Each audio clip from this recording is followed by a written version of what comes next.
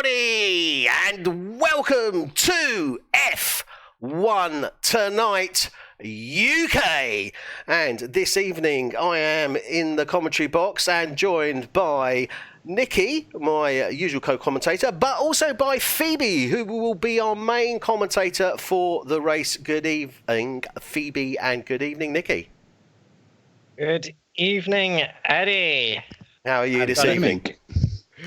Nikki is suffering this evening as he has had some dental work, which has been rather invasive, let us say. So he will be in the broadcast assisting Phoebe, but to a limited degree as much as he can, and if need be, I will jump in if required.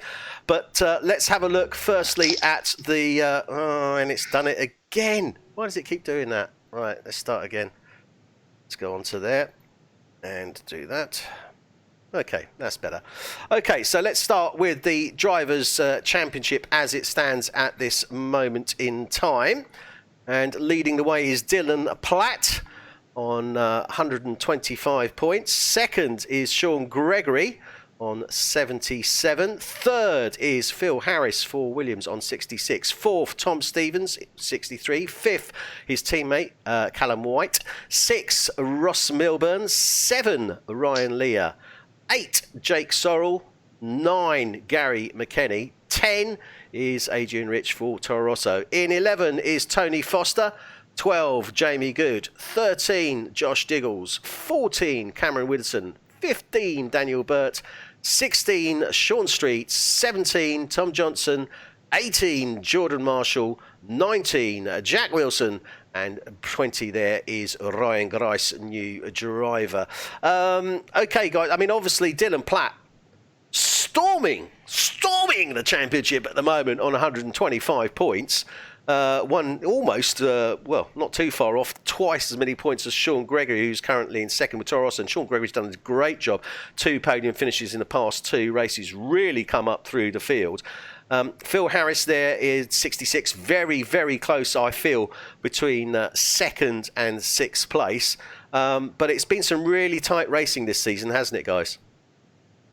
Yes, it has. At least in the races that I have been around to catch since joining the team, as I wasn't here for the initial couple of races.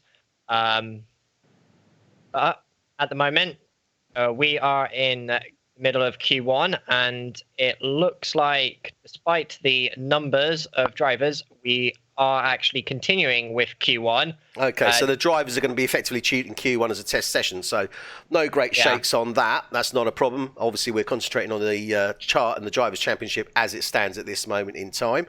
So that's the Drivers' Championship. Let's have a look now at... God, what is going on here? Works perfectly every other time, but still, never mind. Let's have a look at the Constructors' Championship. So, leading the Constructors' Championship at this moment in time is Alfa Romeo on 160. Second is Toro Rosso on 132. Third is Mercedes on 126. Fourth is Rocket Williams on 66. Fifth is Ferrari on 58. Then in 6th we have McLaren, Red Bull 7, Racing Point 8, 9 are Haas, and 10 are Renault. 160 as opposed to 132. So Toro Rosso moving up there, but Mercedes still in with a shout on that 126. So the top 3 all into the hundreds, although Alfa Romeo obviously leading the way. Still close between Rocket Williams in 4th place with 66, and then we've got Mercedes 5th with 58 and McLaren 54. So very close between those 3. So you can already see a bit of a gap opening here, can't we? Because obviously the 3 main teams leading the Constructors' Championship. Then we've got a fight going on there in the midfield, but also towards the back of the Constructors as well. Yeah, it's the three top teams at the top, and then midfields are still pretty close, although it's early in the season, so everyone should be able to catch up if they score well, obviously. Yeah, absolutely, because that's what it's going to boil down to at the end of the day. But it is still pretty tight. But as you say, Nikki, I mean, obviously it's race 8. Anything can happen. We've still got a long way to go. But it's interesting that it is really quite tight within those sort of 3 groups, the sort of the top, the middle, and the end, really. Yeah, it is. Yeah. It's close fighting. Definitely close Luckily. fighting. Let's have a look now at the track itself. So, circuit Paul Ricard here in France. The circuit length is 3.36 miles. The race length is 192.432 miles. And we are looking at 53 laps. It's a tricky track here. We'll have a quick look at the sectors and run through those. So, Sector 1 takes us from the start finish up to just before turn 6. Sector 2 takes us to between turns 9 and 10. And then the third and final sector obviously takes us from that point to the start-finish line. 2 DRS detection points. First DRS detection point is just as you're coming down towards turn 7, with its activation along that straight between 7 and 8 on the Mistral straight before you get to the Mistral chicane. And then the second DRS is activated just as you're going round turn 14, the penultimate corner, and that takes you effectively out of turn 15 and down towards turn 1. I've got to say, I love this track. I wasn't a great fan of it to start with, but I do love it. And I particularly like the first sector and the second sector, or certainly turns sort of 3, 4, 5, 6 as you're coming out of the first sector into the second sector. As a driver, Nikki, what are your feelings on that particular area? This track it's got everything. It's got speed, it's got technical, it's got not as much heavy braking, but it's got some braking points. Yeah, Mistral chicane. You really have to brake for that. But apart from that, it's very pretty technical. To get a good lap time in, there's only one driving line, race line, so to speak. Yeah. You have to be really on point with your turn-ins, with your braking, with your throttle, to get a decent lap in. So I like this track as well. I've played this on numerous games. Yeah. And it's a daunting track, to be honest. It is a very daunting track. So, as Phoebe has indicated, the guys are underway already. We've got just over 7 minutes remaining. So, Phoebe, if you could just run through our runners and riders while I transition out of the intro and into the main feed. And we'll then go live and you will be commentating for the queues and through the main race. So, good luck, enjoy, and I'll catch you at the end. All right, thank you, Eddie. And yes, we are in the middle of Q1, which, all intents and purposes, due to the number of drivers, is going to be a bit of a practice session, it appears that they are using it for. Starting at the bottom, we have Ross Milbourne, who has a penalty and is starting at the back of the grid. Therefore, he has gone and disqualified himself as per the regulations. Then we have Callum White, who hasn't set a time yet, down in 13. Sean Gregory still in the pits in 12.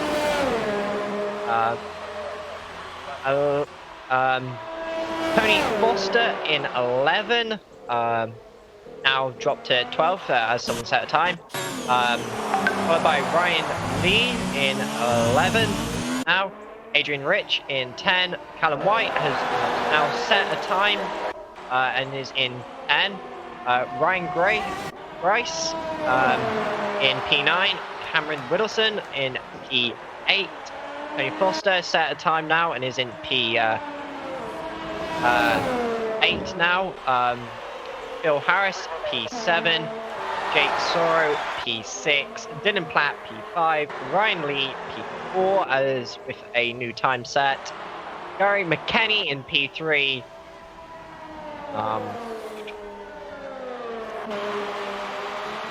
That's the one. Apologies on the names. Jordan Marshall. Yes. I'm still going to get used to these names. This is going to be a while. Jordan Marshall in P2 and Tom Stevens in P1 provisionally at this moment in time. A driver.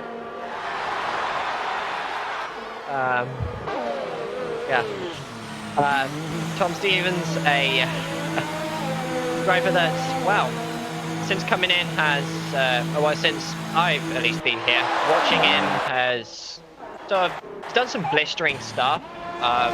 Spain comes to mind with his phenomenal race around the Circuit de Catalunya and how he managed to absolutely just abuse the hard tyres during that race from an incident that happened, I believe, in the first corners that set his race back a bit.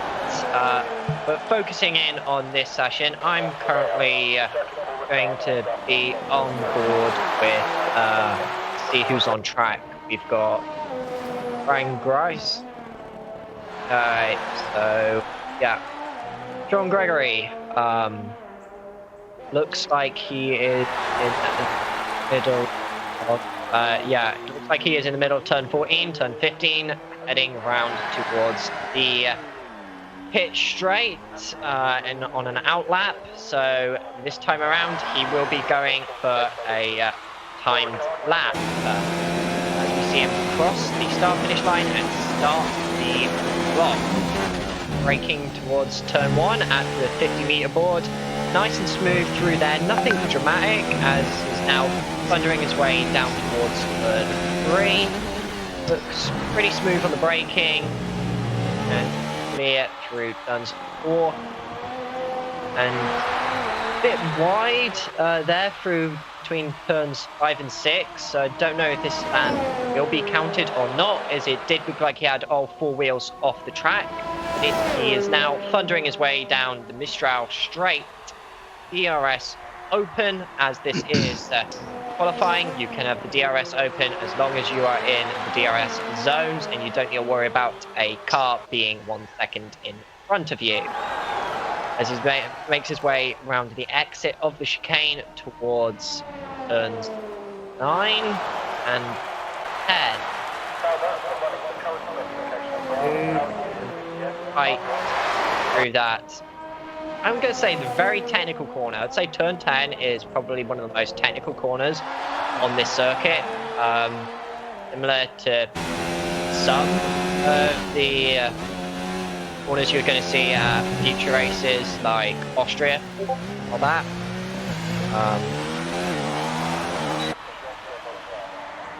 As we can see, he's crossing the finish line now, and it looks like he has set a 1:31.7, so that puts him up into P6. While he was on that lap, we have had a few retirements. I'm guessing they are ready with the practice. Yeah, they're just done with the practice session, so they're going to retire the car in the pits, and just wait the 1.5 minutes before the next session is going to start. Yeah, I'm guessing that's... Yeah, so going to switch on board with Gordon Marshall after that lap. And he's coming around turn 12. So let's see if he entered the pits or not. It looks like he is staying out, so we'll be getting another lap time from him. With only a minute on the clock, drivers should only really have enough time to set one more lap, since it's a 90-second lap time we're looking at, or less. So anyone in the pits at the moment will probably not be coming out again, as do not have enough time for them to make it around the circuit. And he's gone off. Spins coming out of, I think, the straight between turns 2 and 3. So, no, luckily for him, I think there is no damage. The rumble strips on the tarmac doing a good job.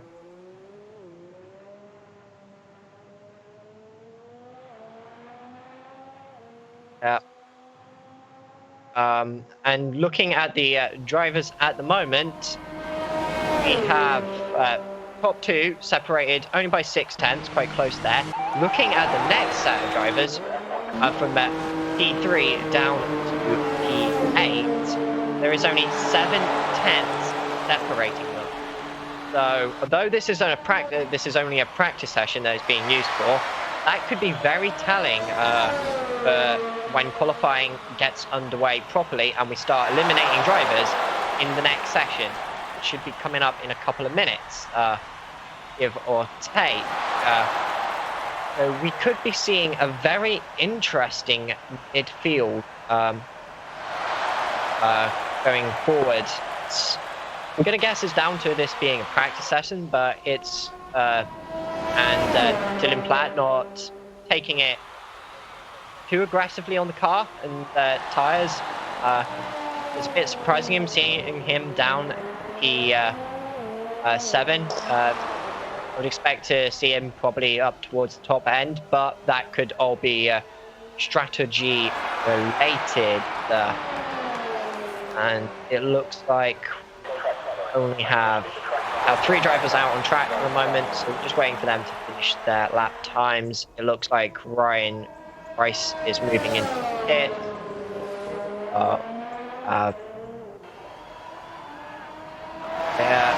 Sean Gregory is out on a lap. He looks like he upped finishing it as the rounding turn 50 now. So let's see what time he does. He improves to P4, 1:31.4. I believe we also have we have Cameron Widdowson, and I believe we also have Jordan Marshall is heading down towards closing bit of the final sector. Oh no! So that was the end of the first qualifying session. Nothing too special, just a little bit of practice. But yeah. It's going to be an interesting Q2, I suppose. Yeah, and obviously now we are going into Q2. Normally with Q1, if we would have a full lobby, we would eliminate the drivers down to the top 17. 15. Top 15. Then going... they changed the numbers on me and I never remember them. Going forward into Q2, that would normally mean we'd go from 15 drivers through to 10. As we started with only 14 drivers, 13 participating in qualifying with Ross Milburn's penalty. We will not. Yeah. We will only have, with Ross Milburn's penalty taking effect, we have 13 drivers going down to 10, so we will be eliminating the bottom 3, the positions 13, 12, and 11. So drivers throughout this session now are not going to be looking to be in one of those spots, as that will be where they are starting the race after qualifying. So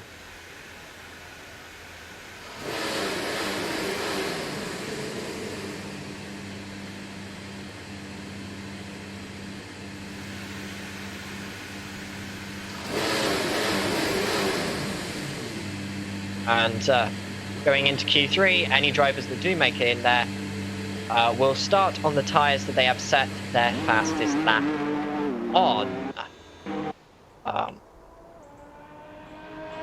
Yeah, or Dylan Platt coming out first.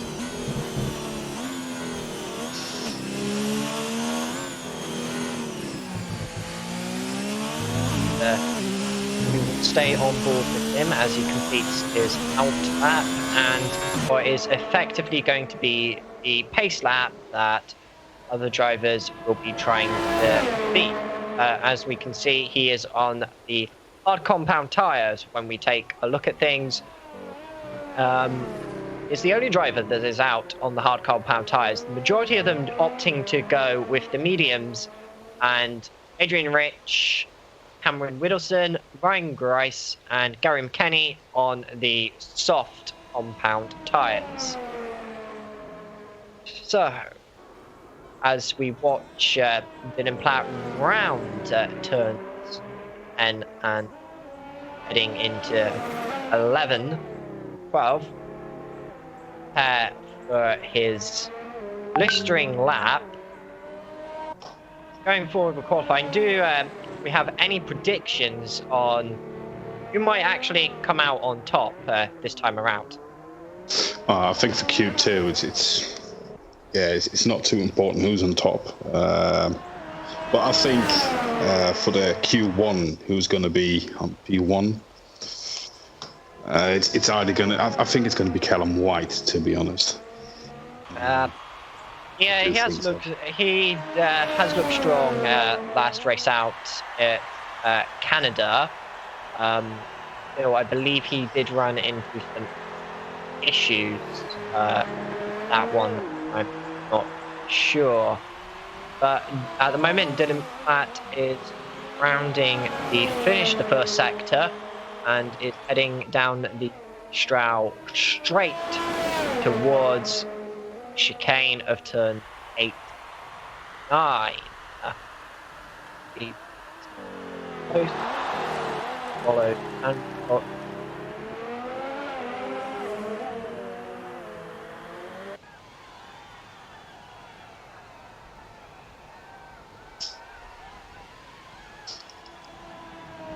we've got Cameron Witterson that's crashed out.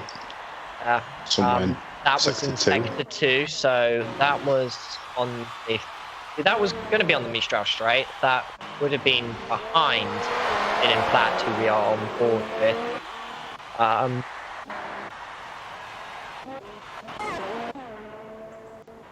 Yeah.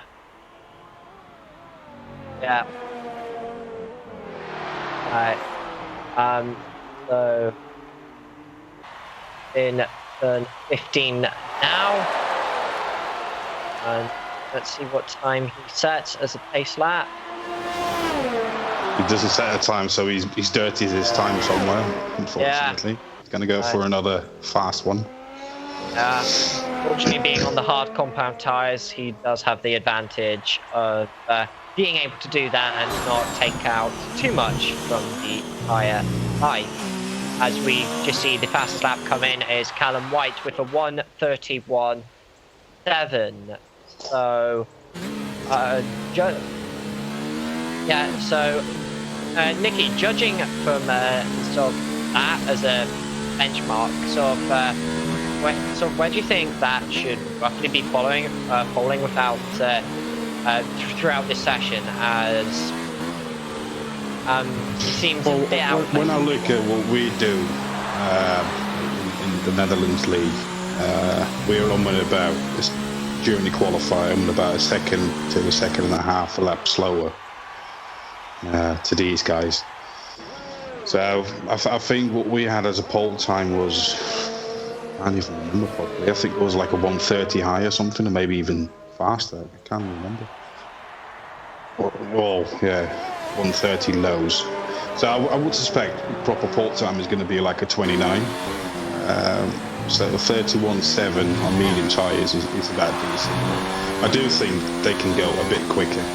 Yeah. 31. Yeah, it certainly looks like they're saving some pace with and tyre life with this only being 2, and not anything you'll worry about is getting through. Other times they've been put up on the board, we have seen Dylan Platt set a 1:32.6 and Phil Harris set a 1:31.8. I've got to say that is good timing from him. Tom Stevens has just crossed the line with a 1:30.9, so we've already sub 1:31. I think was his second lap set, as one of the Red Bulls is now coming out of the pit, which is Adrian Rich on his out lap. So I think we're going to go on board with him once he gets around to the end of the circuit and see what time he could set, as he is one of the drivers yet to set time. And we do have yellow flags in sector 1, so I don't know if that's gone off, but we're looking at the times at the moment. We have Jake Sora and Ryan Lee sort of around the 1:32.9 and 1:33.0, both on medium tyres in P7 and P6 respectively. Dylan Platt, P5, 2 laps on the hard tyres, 1:32.6. Phil Harris, 1:31.8 on the mediums. Closely followed closely behind, should I say, Callum White in P3, 1:31.7, also mediums. And we have Jordan Marshall, 1:31.4, 3/10 ahead of Callum White, also on mediums, and Tom Stevens with 1:30.983, our provisional pole sitter at this moment in time, as it looks like Callum has just set a new lap and has jumped into P2. So at the moment we have both Mercedes. So we have both Mercedes at the moment in provisional P1 and 2, as we are on board with Adrian Rich setting his fast lap, approaching through turn 4. So we've got Red Bull engine of medium tyres, looking, depending on what goes on with these yellow flags and how much he has to slow down as he heads down to the Mistral Straight. Well, where do we think that he should be coming out of this lap time, Nikki? Well, as it is Adrian, I would suspect it's nothing towards him, but I think this is going to be, if he gets it right, about P8, P9 sort of thing. Low 33s, high 32s. And Phil Harris has just retired from the session, so I think he is happy with his lap time. Yeah, I think he is happy with his lap time. But we have seen a couple of yellow flags. Oh, and rain is coming in. I'm seeing a few spits of rain on the screen. So this could make for an interesting Q3, depending on how this picks up. Oh yeah, not to mention Q2, to be honest, because there are some drivers that haven't set a lap time. Indeed, there are. Looking at those drivers, with the exception of Cameron Whittleson, who is out, it's just Tony Foster and Sean Gregory. So we should be. They are in the drop zone. We should be seeing at least Cameron Whittleson in P13, as he did go out of the session. Just trying to look through. Yeah, that is just noticed from the yellow flags that Jake Sorrow had an incident in the first sector and ended up having to do some cross country on the racetracks. So could this be the drivers already struggling under the conditions? As we're seeing I do think so. Yellows, as we're seeing multiple prolonged yellow flags. I think the track is wetting up very quickly. Yeah. From what I'm seeing. Yeah, it looks like we've got Sean Gregory on an out lap at the moment on the medium compound tyres, rounding turn. Tony Foster nearly putting it in the wall. Yeah. Ooh.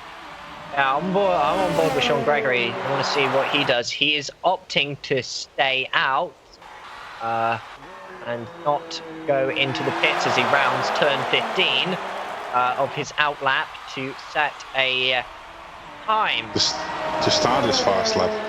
Yeah. So I think Sean Gregory is going to be very much struggling. He's already invalidated this lap time, as it looks like in the braking zone for turn 1, he did go all 4 wheels off the circuit and across the right lines.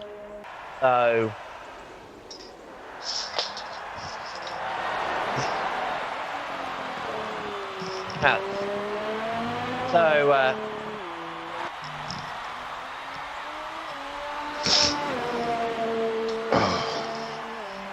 it looks like Sean Gregory is really struggling with the conditions a bit, as his seems multiple times he has sort of left the track near enough. I don't know if it's invalidated his lap time or not. And he just spins. He's in the wall. I think that's just the wall. it. I think that's just the end plate gone, which is fortunate for him. But yeah, 2 minutes to go in the sessions and cars sliding everywhere. It looks this is going to be the end of the session. I think there's no one So we're going to have Tony Foster on P11, Cameron Widdowson on P12, and Sean Gregory on P13, because I don't see Sean Gregory beating the 132s. Time. I mean, he's got to come into the pits now to get a new front wing on. I don't see him. Well, if he does set this lap time that he's still on, because I just looked, he hasn't invalidated it yet. So if he is going to continue by the looks of things, so he is going to be on P12 then. So I don't see him going any faster than 135.1, to be honest. Yeah. He's going to go for it again. Yeah, he is. Well, he has to come around anyway to get into the pits. Yeah, but he's really trying to put in a fast lap. Yeah.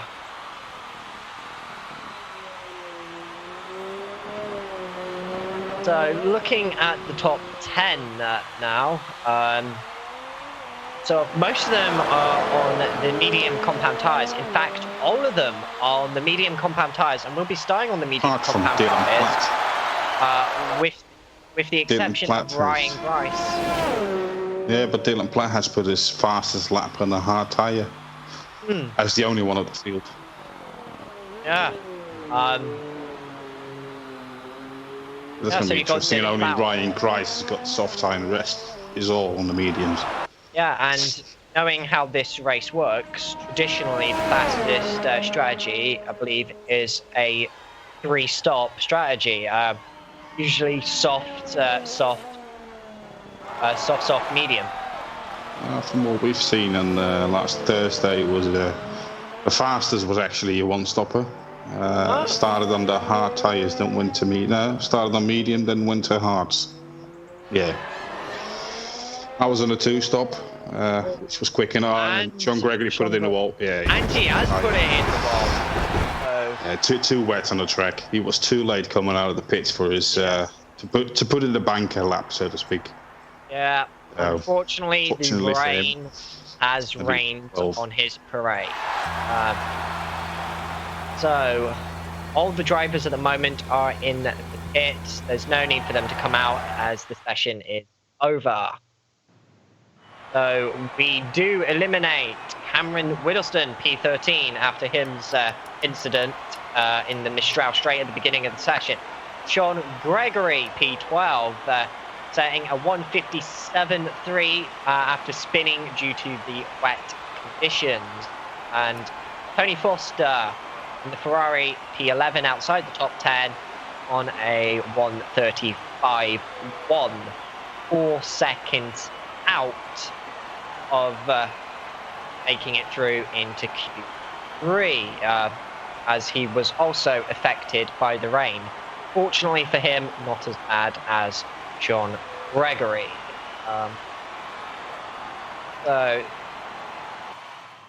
Yeah.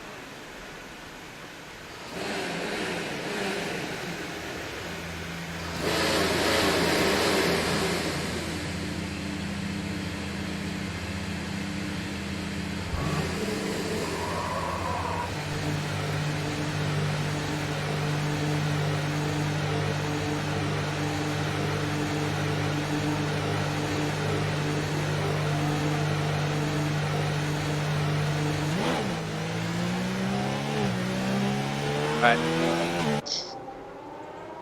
Yep. Right.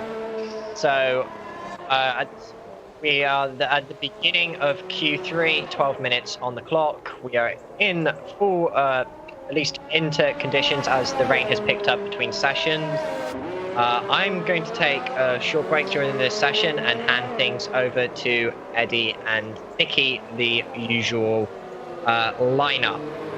Eddie, Thank you very much for that, Phoebe. Great job there. And just to let you know, as poor old Nikki, he's not a well person. He's an ill boy. He's going to be jumping out the race, so I will be co-commentating with Phoebe in the main race. Nikki, obviously very, very tricky as we've seen, particularly in that Q2 with the rain coming down.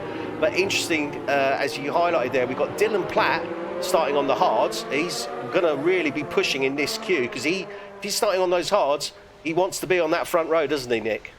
Yeah, he really wants to. He's definitely going to try to. Although these conditions with the intermediates, it's going to be tricky. This track especially, it's a very flat surface, so the water can't really go anywhere. So and like I said in the beginning of the session as well, it's you only really got one race line here, so it's going to be difficult for the guys to get a proper lap sorted. Obviously, we're not going to be looking at any particularly fast laps, but what you're saying really there, Nicky, is they need to stick to the line as much as they can and go as fast as they possibly can under these damp conditions. It is an equal playing field effectively for all of them now. But it is. Really, those guys, I mean, Dylan Platt said starting the hards, he really needs to be in that first row. Ryan Grice starting on the soft compound tyres. So there's the argument that he wants to be on that front row as well, doesn't he?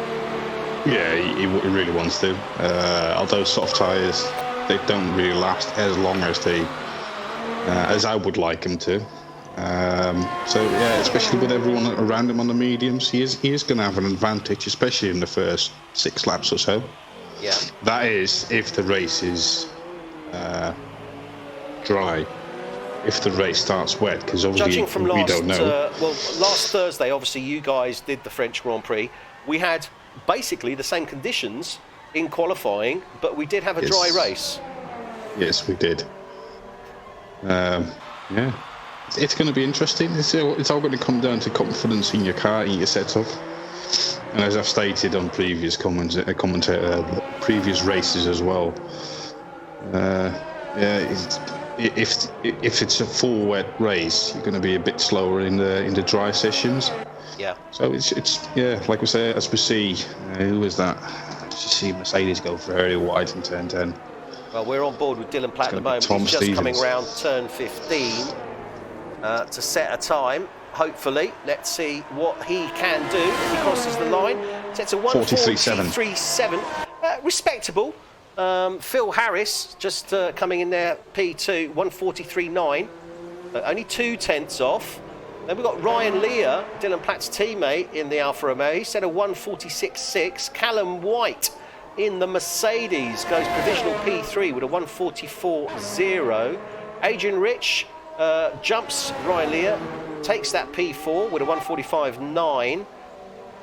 Gary McKenny crosses the line. He takes P5 provisionally at 1:46.4.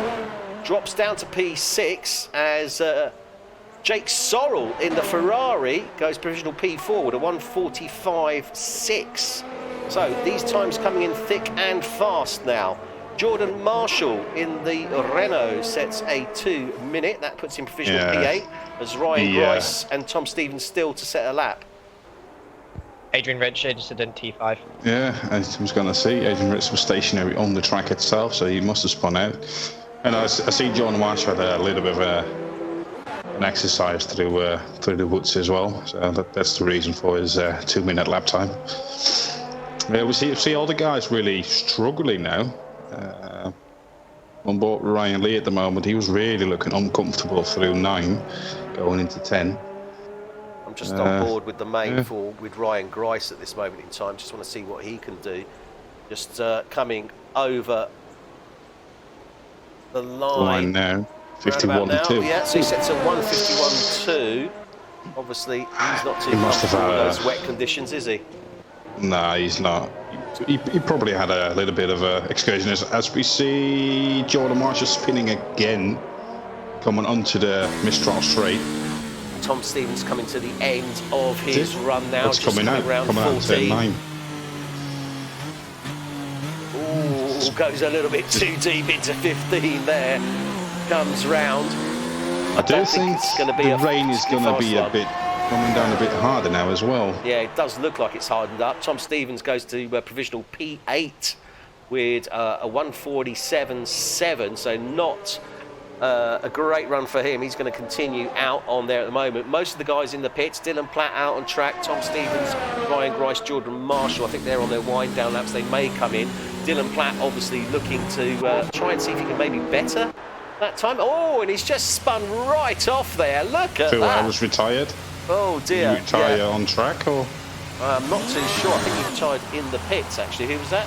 Phil Harris. Oh, no. Phil Harris, yeah. I think it was in the pits, because he was in the pits. Dylan was the only one out on track. This Phil panned it on the exit of the pits. But I'm Dylan on board now spins. with Tom Stevens. Yeah, I think he dirtied it there. Yeah, he came off early on Strauss straight at the beginning of it. So, Tom No, Stevens. he didn't. Not invalidated. Still good.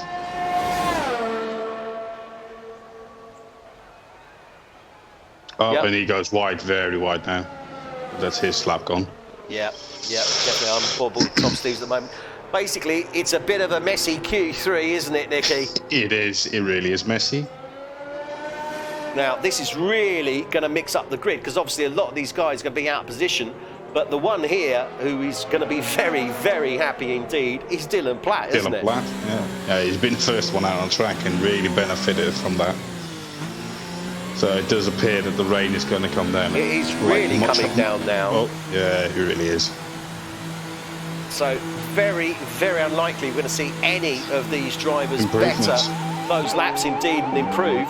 That means that we're going to have Dylan Platt on the hard compound tyre, starting in P1. Alongside him will be Phil Harris in the Rocket Williams. He will be on the mediums. Row 2 is going to be Callum White. With Jordan Marshall out on the full wet tyres now. Same with Ryan, Gary and Adrian. So I do think they're going to be able to improve their times on the wet tyres, which is possible. It'll be interesting to see. Yep, indeed. So he's going for it. He's going for it, Ryan Grice. But look, I mean, he's come off there on the exit of the Mistral chicane, went a little bit wide, and he's, I don't know, he's going onto the wet areas there. Is he trying to get heat into those tyres? Surely not, or rather cool them down, rather. We've got Ryan Lee starting as fast lap as the first guys in the full wet tyres. He's crossing finish line now to start his fast lap. So we do have a number of guys out on those wet tyres. Let's have a look quickly at those. So yeah, we've got a few of the guys there on the wets, haven't we? Dylan Platt went out on the wets, Callum White's on the wets, Adrian Rich, Gary McKenny, Ryan Lear, Tom Stevens, Jordan Marshall. So they're all going for it. But Nicky, are they going to better their times that they did at the beginning of this queue? I've got to be honest, I can't see it myself. I'm looking at Ryan Lee. He's 6/10 down on his first sector, as he just dirtied his lap as well. But he's 6/10 down. Yeah. So I don't think that's going to happen, to be honest. I think this is what we see now is going to be the starting grid. I agree. As I said, we've got that Alfa Romeo Williams lockout in row 1. Callum White from Mercedes is going to be in row 2, P3. Jake Sorrell for Ferrari is going to be alongside him in P4. Row 3, P5 is going to be Adrian Rich, and alongside him is going to be Gary McKenny in the McLaren. Row 4, P7, Ryan Lear. Ryan Lear puts it in the wall. He's going to put it in the wall. Yeah, he's gone. Ryan just Lear, on board with him there. As he decided to, or rather didn't decide, he just lost traction and went straight into the wall there. So Ryan Lear has dramatically gone out there. I'm sure he'll maintain that 4th row P7 status, but it's very, very tricky conditions out there. Yeah, that turn 9 is really not very unforgiving corner, that is. Yeah. Tom Stevens is going to be starting in row 4, as I said. He's going to be in P8 alongside Ryan Lear. In row 5 is going to be Ryan Grice and Jordan Marshall in the Renault. Ryan Grice. Oh, excuse me, coughing on that. His teammate to Adrian Rich in the Red Bull. Now, obviously, we're working on the premise. Well, what are we working on the premise on? Because at the moment, we don't know what the conditions are going to be for this race start. On Thursday last week, we had wet conditions, although I've got to say, it didn't quite go to this degree, I think. And we had a dry race. This is going to be interesting. Okay, let's look at it from two perspectives here. We've got 30 seconds remaining. Dry race. Dylan Platt, hard tyre. On that front row. Everyone else behind him. This time. Everyone else behind him is going to be on the medium tyres, apart from Ryan Grice, who's in that P10 on those soft compound tyres. Now, Ryan Grice, new guy to the league, he's on the softs. He's going to be looking to try and carve his way through the field in those opening laps on those soft tyres, isn't he? Yeah, he is going to be in the H2 as well, to be honest. Yeah. Yeah, especially just benefit from those soft tyres at the beginning of the race. And Dylan Platt, obviously, he's going to be on those hard compound tyres. He's going to be trying to stay ahead of the field as much as he can to take full advantage of those hard compound tyres, isn't he? Yeah, he is. And clearly, starting on those hards, he's going for a one-stop strategy. Yeah, he must do. There's no other way around, to be honest. He needs to. Yeah, he needs to do a one-stopper. If he's going to make two stops, he's going to lose the race for sure. So, very interesting indeed. Drivers are obviously completed. There are some drivers that are still out on track. Tom Stevens. He did improve his time. But he hasn't improved his place. He was in P9. He has gone up to P8 with a 1:47.0, but he's still in that fourth row P8. He is, yeah. Jordan Marshall's gone off the track. He's not going to improve his time. Nice race again for Tom Stevens, I think. I think that's pretty much it, because Jordan Marshall's gone off the track. He's not going to better his time.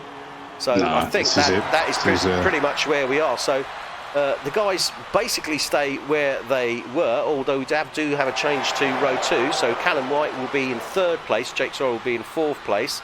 Oh no, that wasn't changed. That is where they were anyway. So yeah, it does remain as we ran through it. Okay. Well, we are nearing the end of this Q3 session. Nikki will be leaving us. And indeed, all the drivers have effectively quit the session. Nikki will be leaving us to try and hold back the pain, I guess, Nikki, isn't it? Yeah, it is. What do they say about toothache? It's the male equivalent of childbirth, isn't it? On a pain threshold level. Is it? Well, I don't know. I just said that for the hell of it, to be brutally honest. But I'm sure somebody's going to comment on it. So I just hope that this agony is going to go away very soon. It will. I assure you. As all ladies, I'm sure, will vouch out there, there's nothing worse than a man in pain. We just don't do pain, really, do we? No, not at all. We really don't. Nikki, well, listen, you enjoy, mate. You take it easy. And Phoebe's going to come back in and go with the main race commentary. With hopefully my assistance and not too much interruption. It looks like we're on for a dry race. Session. Yeah. Phoebe, dry race. Yes, indeed, a dry race. And we've just got the official start time. The race will be starting in 3 minutes time, as the drivers are obviously having a small break between sessions to just maybe, I don't know, go grab a drink or go and have pee-pees, I think they might go for a pee-pee. I was going to put it so that slightly surer than that, but yes. All right, Nikki, well, listen, we'll say goodbye to you now, Nikki. Take it easy, buddy, and we'll see you this Thursday on the track. Thursday as well, yeah. And where are we this Thursday, to remind our viewers? Austria, is it? Yes, it is Austria. 3 DRS zones. Probably one of the fastest tracks on the calendar. It's what I call a go-kart track, really. Yeah, it is. Mickey Mouse. Yeah. short lap times. So never mind. It's going to be fun again. We love the Lederhosen and Mr. Schwarzenegger, so that's fine. No problem at all there. We'll see you in Austria on Thursday. Let's hope you do, and let's see if you can maintain that amazing championship lead that you have at the moment with the F1 Tonight Netherlands League. Yeah, let's hope so. All right, take it easy, mate. We'll see you there. Right, see you later. Bye-bye. So the drivers are doing their necessaries there, obviously, Phoebe, and this is going to be interesting, isn't it? With that front row, Dylan Platt on the hards, everyone else behind him on the mediums until we get to Ryan Grice, the new driver, on those soft compound tyres. So we can already see there's going to be a number of things happening there. Indeed. I think the interesting thing is Dylan Platt on that hard compound tyres, as obviously he can go longer into the race and a lot longer than the other drivers. So I don't know if pace-wise he will be able to keep up and stay at the front, but certainly when the other drivers come into the pits, he will be able to sort of make sort of time and maybe gain, if he is hanging around at the top, gain some sort of lead. The hard compound tyre is definitely going to make him slower than anyone else on the field. The question is whether he can hold them back on those opening laps and whether he can actually get the performance out and stay ahead of those guys, such as Phil Harris in particular, who's going to be alongside him, and Callum White in the Mercedes is going to be behind him, and Jake Sorrell as well. So he's going to be looking out for the Ferrari, the Mercedes, and that Williams to try and stay ahead of them, I guess. Tyre wear-wise, just for a little bit of interest, hard tyres, we're looking at between 35 to 40 lap race distance. Medium tyres, 25 to 30, and the softs, around about 15 to 20. So the drivers are now lining up. Let's quickly, as per normal, run through the guys and where they are. So Dylan Platt, he's going to be in that P1 position.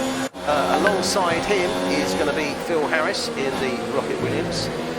Then in P3 we have Callum White in the Mercedes.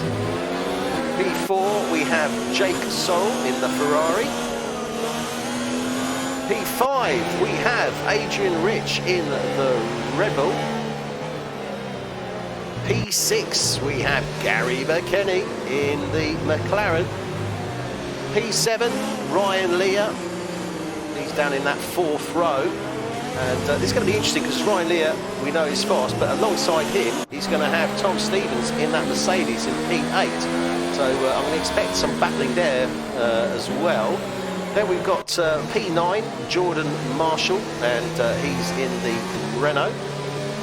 P10 we have Ryan Grice, who we were talking about a few minutes ago. He's starting on the soft compound tyres down there in P10. P11 is Tony Foster in the Ferrari. Then we have P12 Sean Gregory in the Toro Rosso. Cameron Widdowson in the Renault is in P13, and Ross Milburn in the Toro Rosso bringing up the rear after suffering that penalty. Starting at the back of the grid, free choice of tyres for those guys starting at the back. Interestingly, Ross Milburn going for the soft compound tyres, Cameron Widdowson going, Ross Milburn going for the mediums, Callum going for the softs, Sean Gregory going for the mediums, and Tony Foster going for the mediums. So Cameron Widdowson obviously looking to try and charge through on those soft compound tyres, I guess, Phoebe.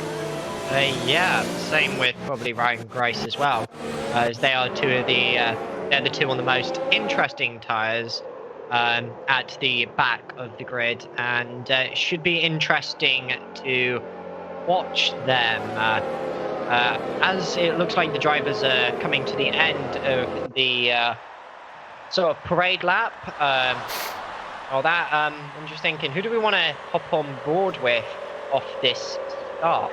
Well, we're not. What we're going to do is we're going to stay on the broadcast, just go to probably P4 position so we can see how they actually start, and we can look at how they're looking on the start of the race.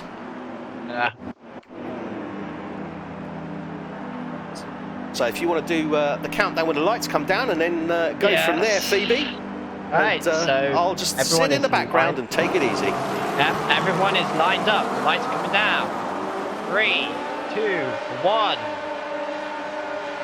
And that is lights out, and they are off, as it looks like the McLaren of Callum White has got a blistering start, and Tom Stevens as well, his teammate, has caught up and is right on the tail of that Ferrari, as it looks like there might be front wing damage to someone on the circuit, as I saw something fly across, not sure who.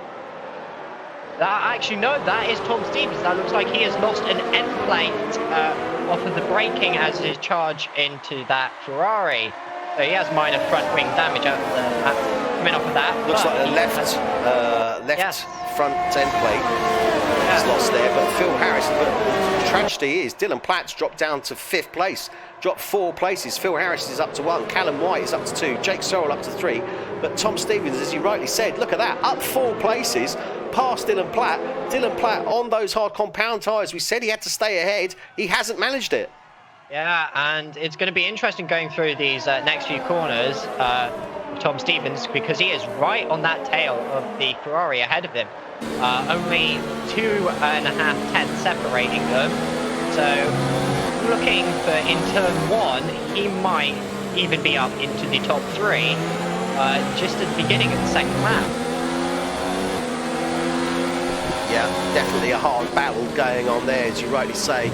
But start of the race, obviously the guys are going to be closed up. We've got this race here at the moment, or this close combat here between Tom Stevens, Jake Sorrell. Jake Sorrell holding him off. But look, we've got Adrian Rich 5 tenths off the back of Dylan Platt. We've got Jordan Marshall 2 tenths off the back of Gary McKenny. So yeah, very, very close indeed. Yeah, and Tony Foster is into the pits, so I'm guessing he has had some sort of contact with his front wing. Yeah, front wing being replaced there on the Ferrari, going on to a fresh set of mediums. Yeah, interesting that he's staying on the mediums, with this being lap 2 of the race. I would have expected him to switch off onto the hard compound tyres to go a bit deeper into the race, have the pits. I don't know, maybe he doesn't feel that he's got the pace in order to make the advantage of it. Remember, we're looking at around about a 22, 23 second pit stop here. So maybe he feels he's just going to lose too much time on those hard compound tyres. Indeed, maybe. But just going up the grid order from obviously he's now at the back, it looks like Cameron Whittleston also has an end plate missing and some front wing damage to the right side. Yeah, right end plate missing. Just trying to look through the rest of the grid. Ryan Grice is in 12, he's down 2. I don't see anyone else missing with any end plates or any damage on them, so it looks like the only cars out there with damage after Tony Foster's pit stop is Cameron Whittleston and Tom Stevens after the start of that race. So I would say that is a relatively clean start. Only 3 cars picking up damage out of 14 and no one going out, as DRS is now enabled as they are at the start of lap 3. So this could be really interesting at the front of the grid as they are all bunched up together. Only a couple of tenths, if I can speak, separating most of them. A few drivers should be able to get some effect out of that DRS.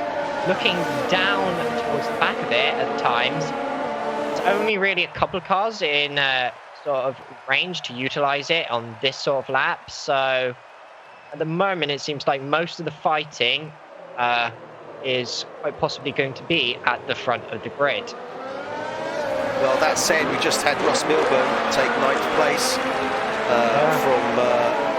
he was taking, 8th place from Jordan Marshall, but Jordan Marshall switched back in that Mistral chicane, so took on the inside, but Ross Milburn really fighting there with Jordan Marshall at this moment in time. He's only a couple of tenths off the back of him.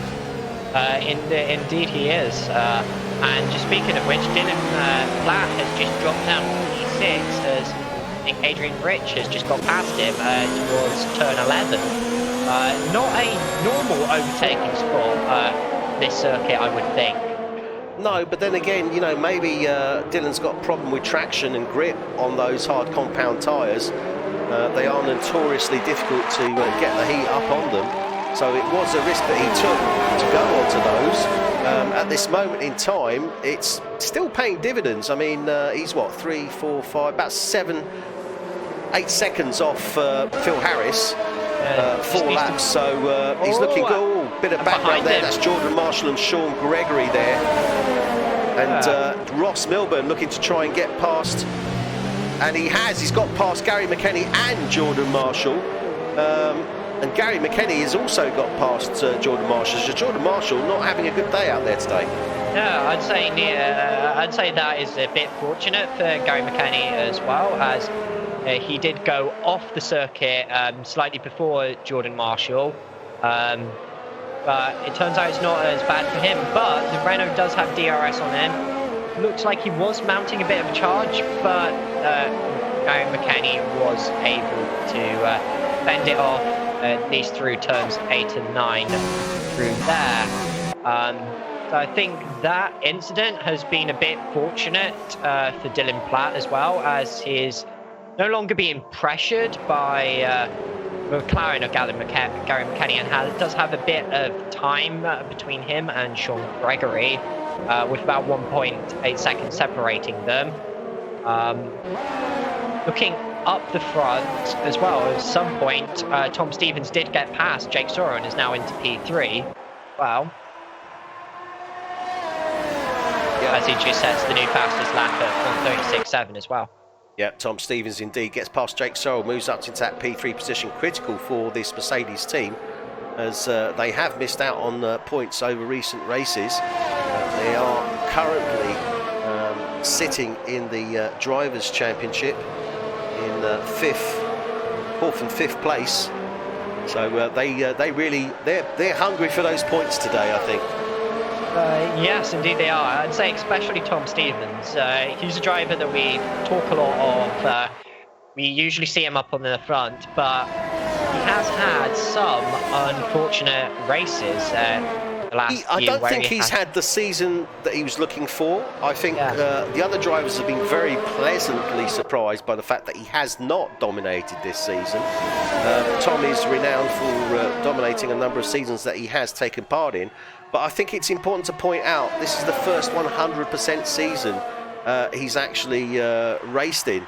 And that does make a big old difference to how you drive, the way you drive, and indeed your strategy. And as I'm saying, that Callum White at this moment in time is harassing the rear end of that Williams of Phil Harris. Yes, indeed.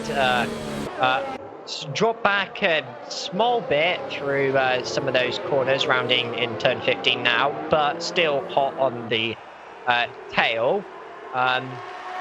As Jake Soro has picked up a 3-second time penalty, rounding turn 15. Phil Harris setting the fastest lap, 1:36.4. I'm going to guess track limits and all that. That's one thing we do. That's one thing we do see with these drivers. A lot of time penalties are picked up, especially I would say around circuits similar to Paul Ricard and all that, where they play a bit fast and loose sometimes with the track. I think it's just that the way the track is designed. Obviously, you've got a lot of runoff there, and sometimes the guys take full advantage of that, maybe too much advantage.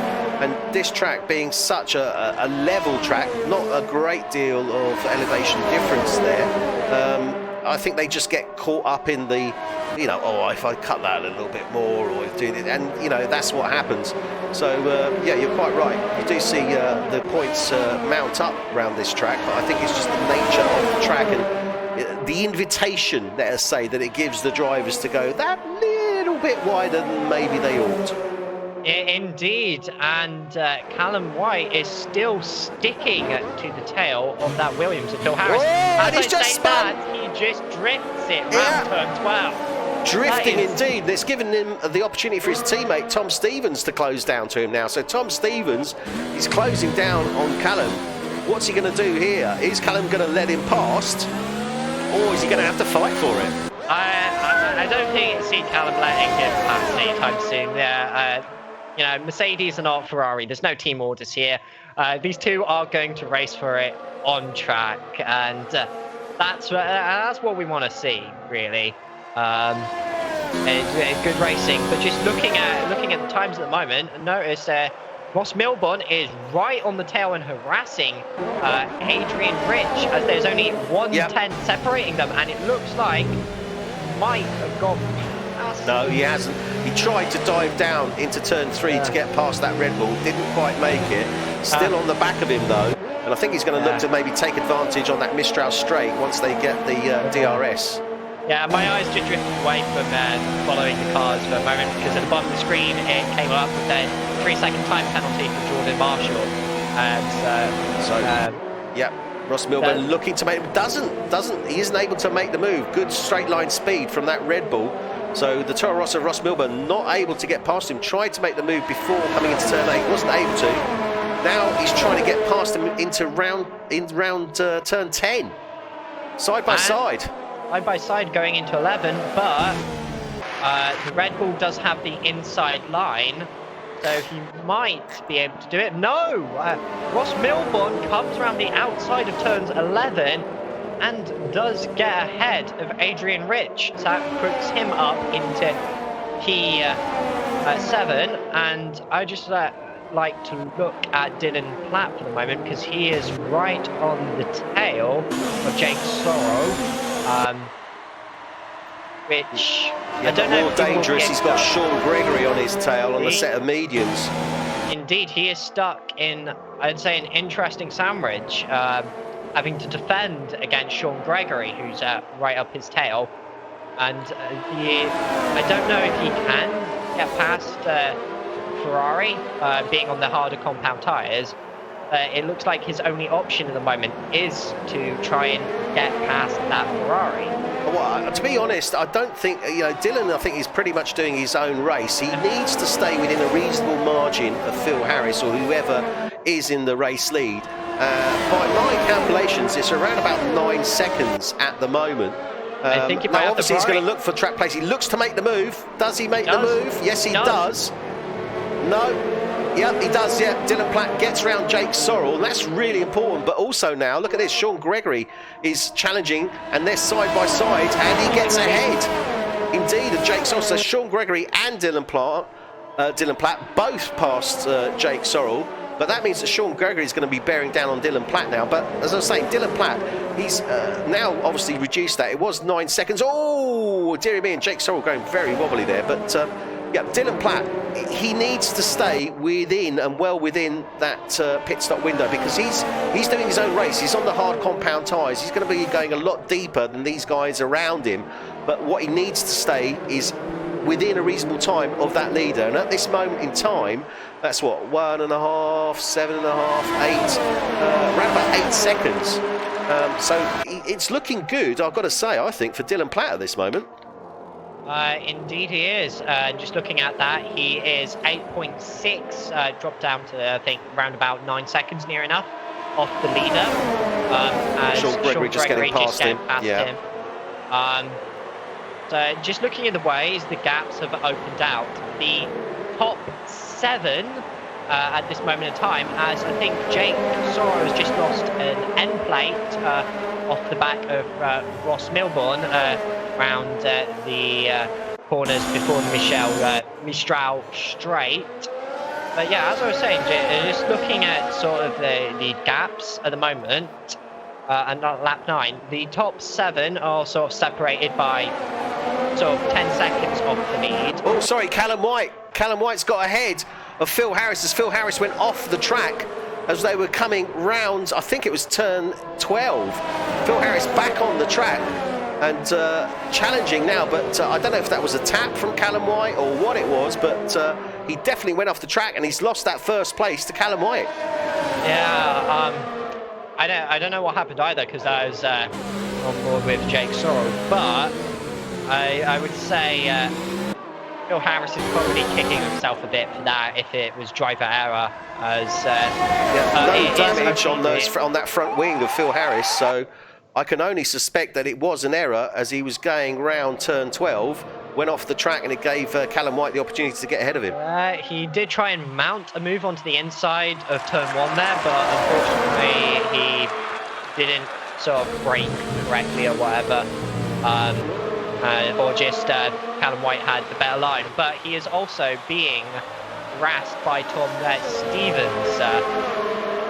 Not as badly as it could be, as Ross Milburn also picks up a time penalty now for multiple warnings. So he is having some issues with track limits. But we are seeing Phil Harris mount a charge down to the inside of turn 8 and get round. Yeah, Phil Harris gets that place back from Callum White. Lovely move there for Phil Harris. Unfortunately, the camera was somewhat off there, so he didn't actually catch the move. But Phil Harris gets past Callum White. But a real battle going on here between these two guys. I mean, look at that. They're so close between these top 3 at this moment. Indeed, and all 3 of them are on the same compound tyres, so they should be looking at a similar pit window. And just sort of looking at it, it's sort of think with what? Say maybe 6 laps off of the ones and softs coming in, maybe. I suspect that the guys on the soft runs, Cameron Widdowson obviously opted to start on the soft. Remember, he's also done qualifying on those, so he's done at least 3 laps on those. So it's not actually 9 laps that he's on, although he's done 9 laps of the race. It's probably 12 laps on those tyres. So he's probably going to come in the next sort of 2 to 5 laps. So between lap 11 and 14, I'd suspect that's when those soft runners are going to be coming in. Yeah, because I think the pit window opens at about lap 12, lap 13. And I think they're, depending on how many laps you're obviously doing qualifying, they should be good to maybe lap 16. Depends on the wear, obviously. Yeah. I mean, you've got to remember, start of the race very close, so a lot of extra wear going on those tyres. Those guys have been pushing as well. White is mounting a charge against Phil Harris. He's gets past him round the chicane, although they're side by side effectively. But yeah, Callum White slips in, as you rightly say there, ahead of Phil Harris. So this fight is going on, I think, until they pit. Interesting fight. This is going to be an interesting fight to watch. I think unless one of them makes a mistake, unless one of them makes a mistake, they're just going to probably be leapfrogging each other until they pit. And sort of going back to talking the pits, obviously this is going to change, but as we go deeper into the race, but for any of the guys running at the top, if they do run into any issues and do need to pit for whatever reason, the pit window is looking to drop them round about P9, P10 at this moment in time. Sorry, Phoebes, I don't get what you're saying there. So if you're looking at the distance there, gaps, if anyone was to pit, it would come out around about P9 and P10 at the moment. Yeah, because obviously the guys are very, very close at this moment in time. They're going to be looking to pit these guys on the mediums, unless obviously something untoward happens. They're going to be looking to go, I would suspect, to probably starting on the mediums, probably low to mid 20s on these medium tyres. Dylan Platt, I would suspect, is probably going to be going round about to sort of mid 30. Maybe 40, I don't know, because he didn't push on the start. Remember, he dropped right back. He is still in P5, but he's still within the running. Dylan Platt will take first place, barring any incident on the track of this race, and it's probably going to be round about, I would suspect, lap 27, maybe. Yeah. I'm just watching him at the moment. He's three tenths off Sean Gregory. Has been for some time. He's been very, very close in to Sean Gregory. He also has Ross Milburn 5/10 off them. So, I think the important thing for Dylan is he doesn't really want to go any more than about 10, 12 seconds behind whoever is the race leader. As I said, pit stop here is around about 22 seconds, I believe. So on that basis, as long as he stays respectful, stays within 12, he's looking good. Yeah, indeed he is. He still has some time to play with, being 9 seconds off the lead at the moment. But speaking of the lead, Phil Harris has dropped to P3. Yeah, Phil Harris indeed. Tom Stevens has got past him. Jake Sorrell is out. Jake Sorrell has gone out. He's DNF. Let's have a look where that was. And I think that may have been into turn 1. We are on board with Ryan Lear at this moment in time. Yeah, I do. Oh, no, it's sector 3. It is sector 3 that he's gone out. Yeah, I think there may be some other cars involved with that, as it looks like Tony Foster is in the pits, as well as Callum Ware. No, Tony Foster is out on track. He's not in the pits. So he has not gone into. There was a Ferrari in the pits behind. Well, that was Jake Sorrell then. So Jake Sorrell has probably hit something whilst going into the pits in that case. And that would make sense because it was in sector 3. So I think Jake Sorrell has gone out on a pit entrance incident, although we don't know as yet what that may have been. So that's interesting. Well, Jake Sorrell for Ferrari is out. So unfortunate, but does happen. As you rightly said, obviously Phil Harris, look at this. I mean, he's now in P3, he's 7/10. So the Ferrari, the Mercedes have now got ahead of him. But these guys have been battling really hard on these medium compound tyres. Now, Phil Harris, I guess you could say, I mean, I don't know what you think, Phoebe, but I suspect that Phil Harris is probably going to try and go for an undercut here on these Mercedes guys. Quite possibly, indeed. That would certainly mix it up, because usually the standard that you'd expect is some guy to come in, one of them, and then usually you'd expect everyone else to do a lap, come in, and then they'll get out ahead of them with the overcut. But could make it unpredictable and go in with the undercut. I've got to say, obviously the undercut, for those of you who may not be familiar, what we're referring to here is where, such as this situation, the driver is very close in behind a competitor, doesn't feel he can necessarily take him on track. So what he does is he pits that little bit earlier or before, effectively, the guy ahead of him. As they are on the same compound tyre, they should be pitting around about the same time. So the idea is, on the undercut, you pit before your competitor, get the tyres on, and set as fast a lap as you can, so that when your competitor comes into the pits, you effectively overtake them because you were faster on that fresh set of tyres. So that's an undercut, and the overcut is basically the other way round, where the guy that you're competing in has come in, you stay out to try and get as fast a lap as you can, with the idea that obviously you then come out hopefully ahead of them once you get back on track.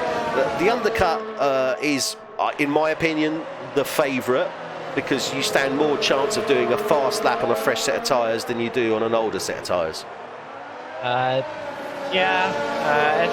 think sometimes it comes down to preferences. I usually prefer to sort of overcut a bit, but not too much. If you do it too much, you will lose time due to those fresh set of tyres. The interesting thing here is that what we might see come into play, though, Phoebe, is we've got both Mercedes at the front. So if Phil Harris does come in and go for that undercut, we could see the Mercedes drivers actually giving each other a tow.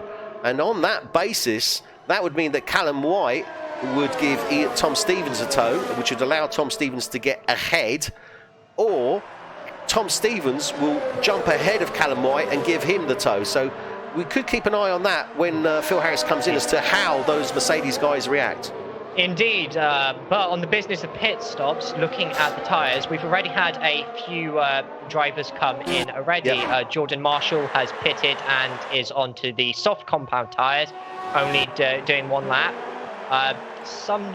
Cameron Widdowson came in, and remember I said about Cameron Widdowson, he started on those soft tyres, and he actually came in, I think, at the end of lap 14. He came in before Jake Sorrell's incident in the pit lane. So he came in at the end of lap 14, so that's round about right. Jordan Marshall's come in, he's come off the mediums and gone on to those softs. Ryan Grice has obviously came into the pits at some point. I'm guessing after an incident, as he's only done 5 laps on his set of medium tyres. Yeah. The guys to concentrate at this moment in time are those guys who are currently out on those mediums, which are the vast majority, obviously, having started the race. And that's P8, P7, P6, and then 4, 3, 2, and 1, all on 15-lap old medium tyres at this moment in time. But Dylan Platt, at this moment in time, still within that 12-second window that I was referring to, but only just. And looks like he's actually, yes, he's got ahead of Sean Gregory, so he's actually moved up into P4.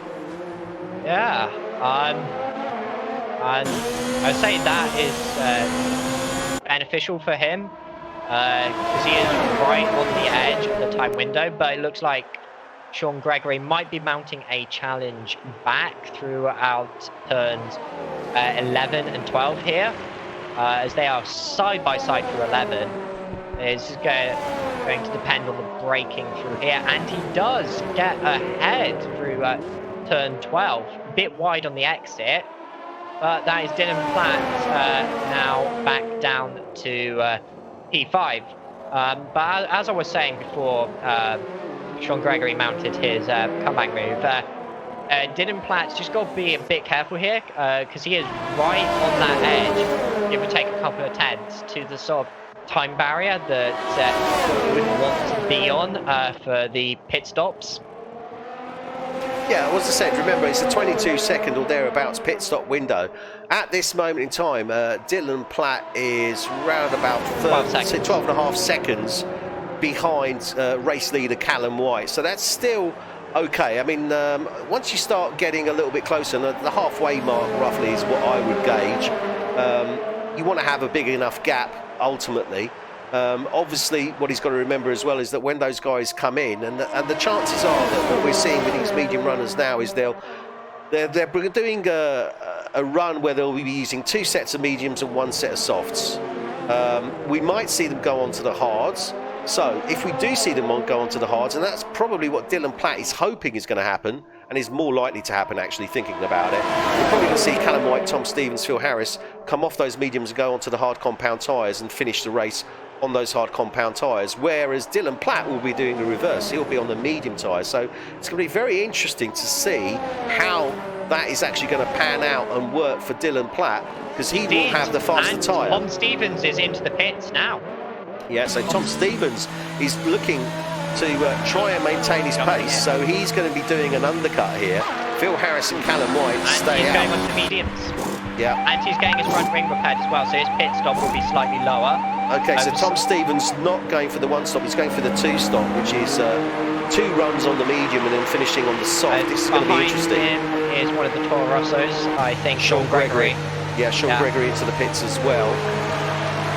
So that is very interesting after 16 laps. I think that's Ross Milborn picking up another time penalty as well. So I think that might be round turns between turn 1 and turn 3, I think.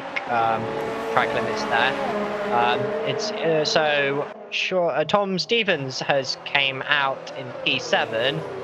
So we're going to be looking at, I think, around about there for any of the other race leaders to come out at the moment if they do go for a pit stop to try and cover off Tom Stevens. Yeah, bear in mind, obviously, it's not going to be their real position because obviously they've got guys around them who haven't pitted. So generally, we don't really get a feel as to how things pan out until everybody's come in and pitted. Obviously, guys will be out of place as they've come in and pitted and other people around them have not.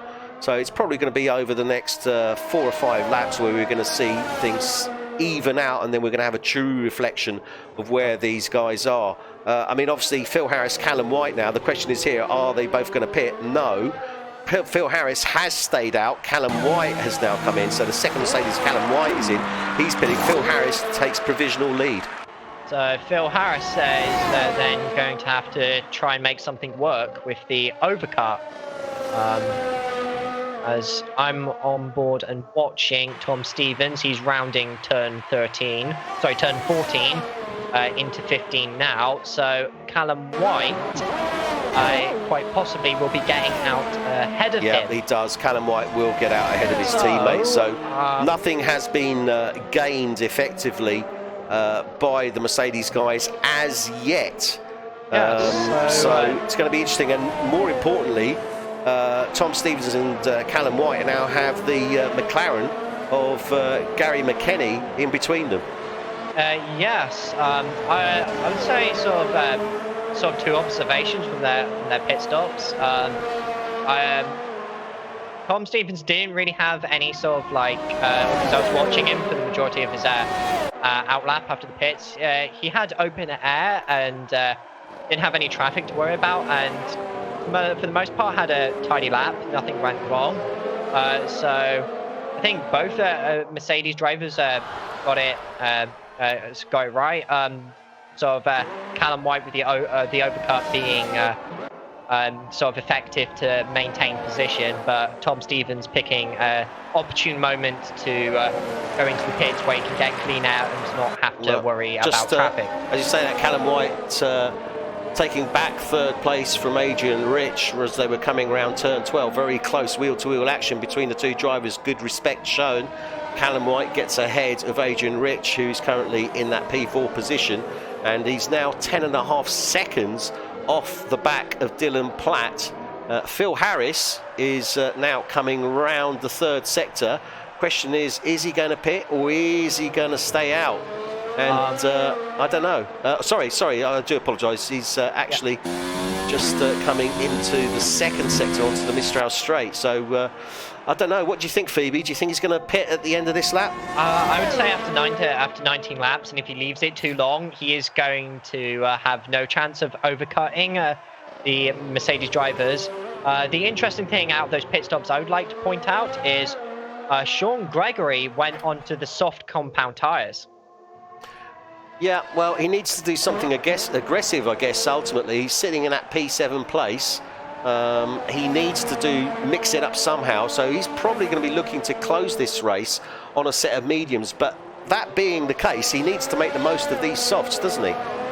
Indeed he does. Brian Grace just picked up a 5-second time penalty for speeding in the pit lane, so he's obviously came in.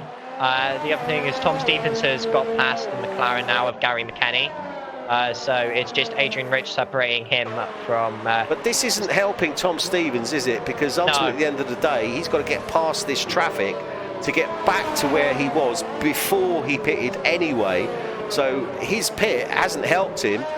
Callum White, great, really fortunate with his pit, managed to come out ahead of the traffic which Tom Stevens has got caught up in, other than obviously Adrian Rich. And he's going on to another set of mediums. So he's going for an aggressive stance as well. He's responded to Mercedes. He's going on to those mediums, and this is going to be very interesting. So both Mercedes and Williams on a very aggressive run here. Tom Stevens gets past him. Tom Stevens does get out ahead of him. The overcut working for Callum White, but however, not for Tom Stevens and Phil Harris. Tom Stevens. Sorry, not Tom Stevens. Not working for Phil Harris, because obviously he's come out behind Tom Stevens. Yes, but he does have 3-lap newer tyres, so... Well, Tom Stevens is really battling at the moment with Adrian Rich as they come onto that Mistral Straight. Out of turn 7. I mean, this is wheel-to-wheel action here. I feel bad for Adrian Rich here. He's got... Yes, he needs to pit.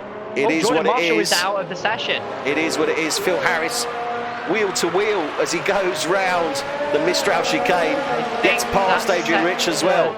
I think that will be sector 3. That's on the start-finish straight, I think. Jordan Marshall going. Jordan Marshall again. Looks like that may have been, I think, on the pit entrance. Very difficult pit entrance if you're not used to it. I'm wondering if these guys haven't actually gone in too fast into the pit, misjudged it, and gone into the barrier. Quite possibly. Just on board with Ryan Grice at the moment. Can't see any damaged cars, and I'm pretty sure that is what has happened. It would be around that area.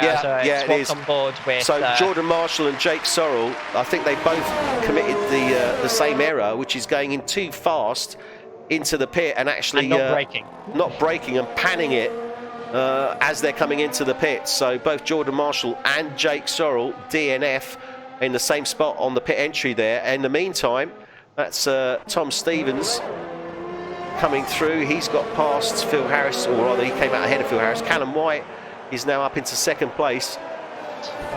The interesting and question. he's 6 seconds off the back of Dylan Platt now. Now this is really important, isn't it, Phoebe? Because he's 6.5 seconds off the back of Dylan Platt.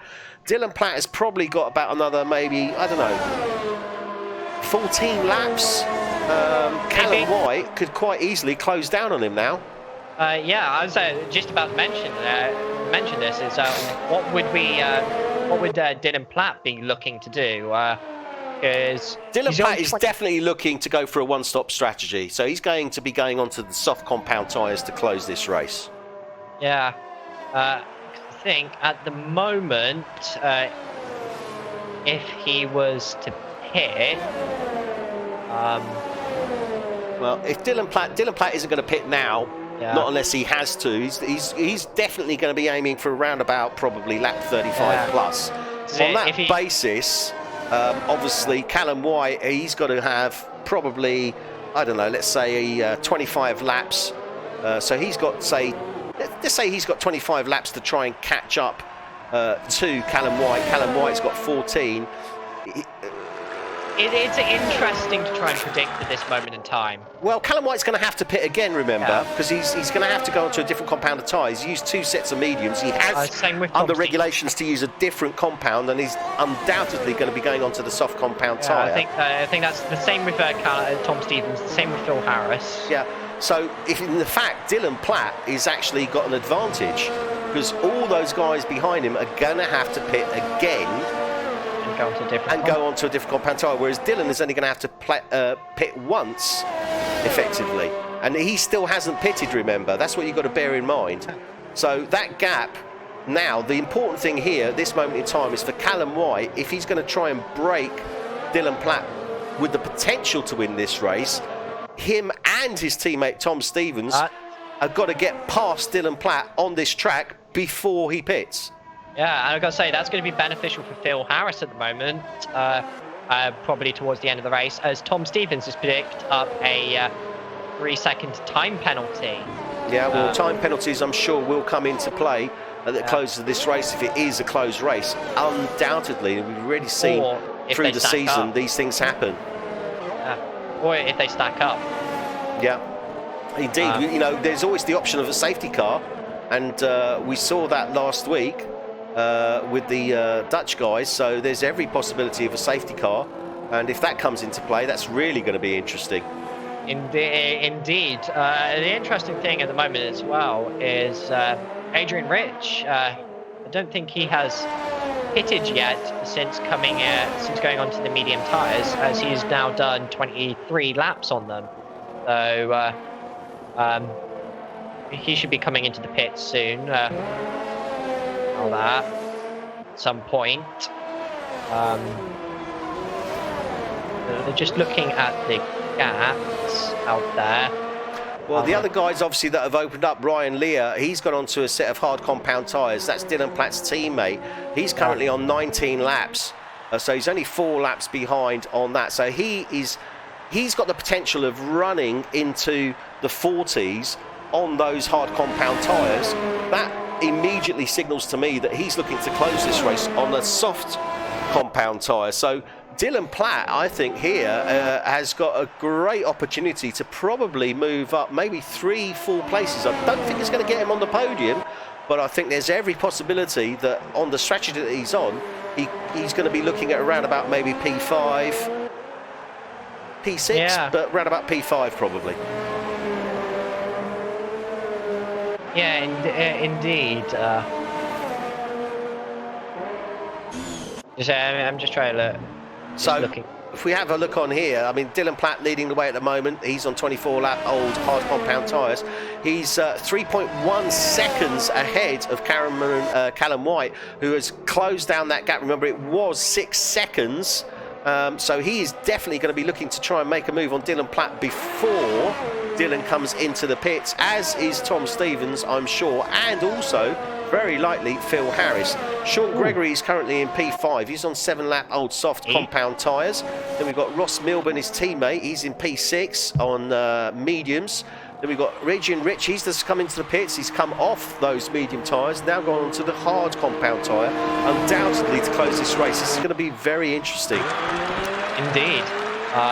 Because I think he should be able to go now to the end of the race on those tyres. Oh yeah, definitely. Adrian Rich is definitely looking to close this race on those hard compound tyres, and he's got every opportunity of moving up a couple of places, probably up to P5 as well. Be interesting between him and Dylan Platt then on track.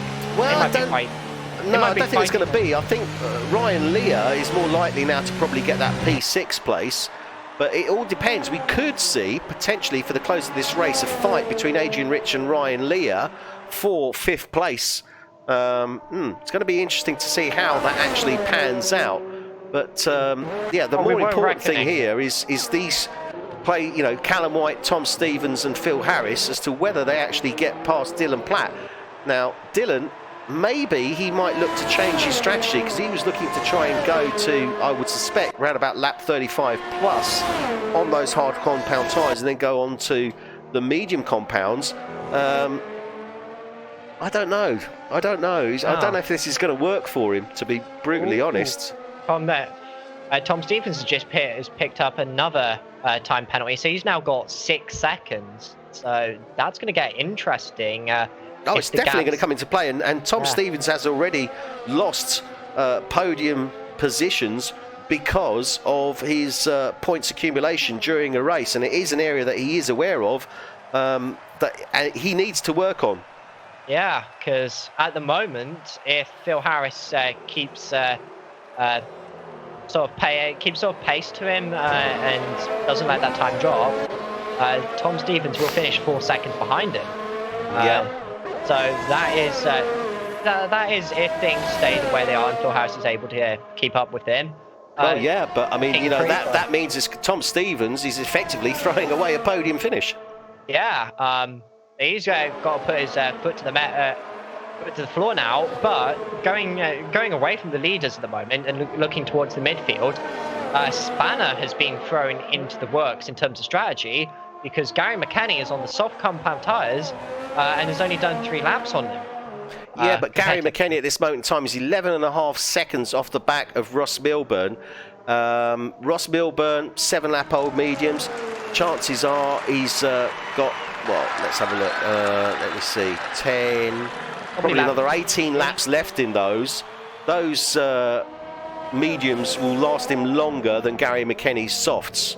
So Gary McKenny needs to close down that gap to Ross Milburn in a major way. And Sean Gregory gets past Dylan Platt as Dylan Platt has come into the pit. I think Dylan Platt, and he has. He's changed his strategy. This is what I was saying to you.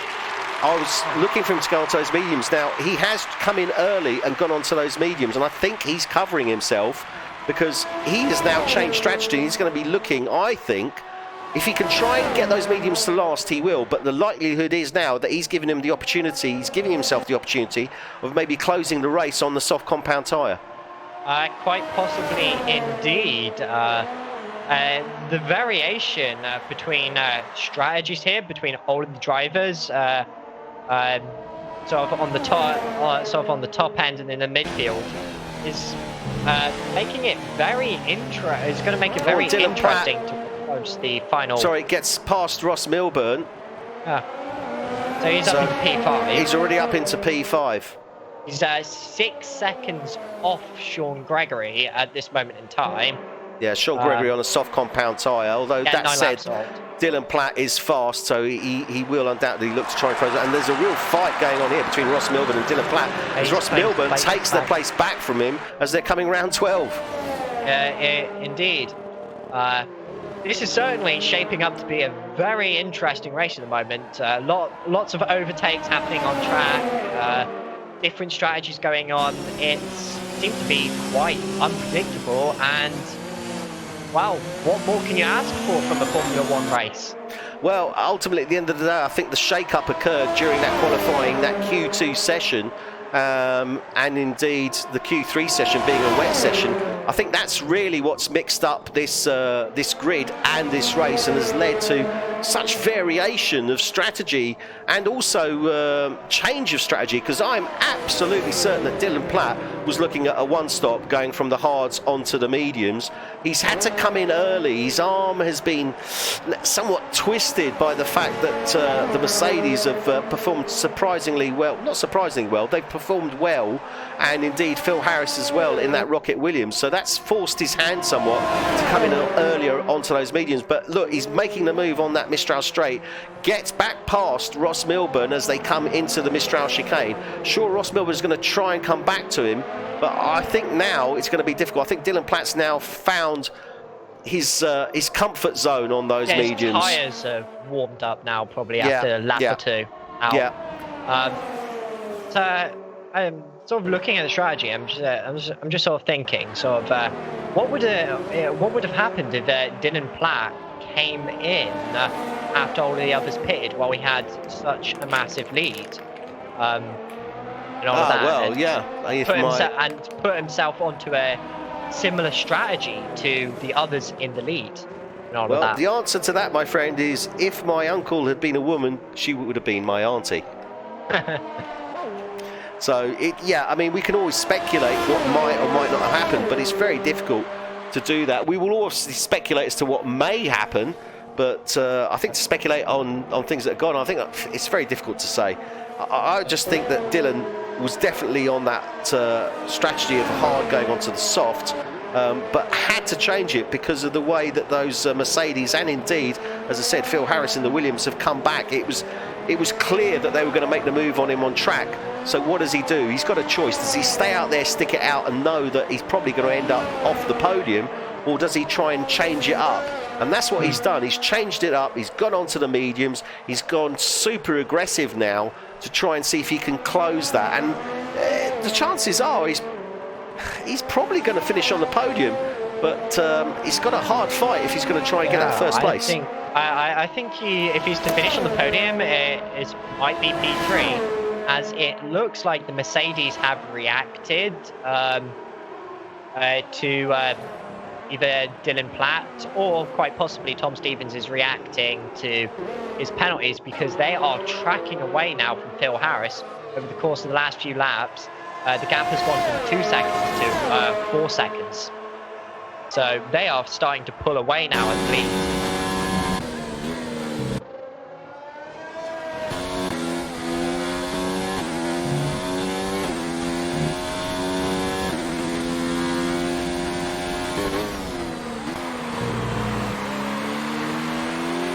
Sean Gregory comes into the pits, so looks like he is going on to another set of soft compound tyres. So he is going to have to pit again before the end of this race, as it looks like he won't be able to finish it.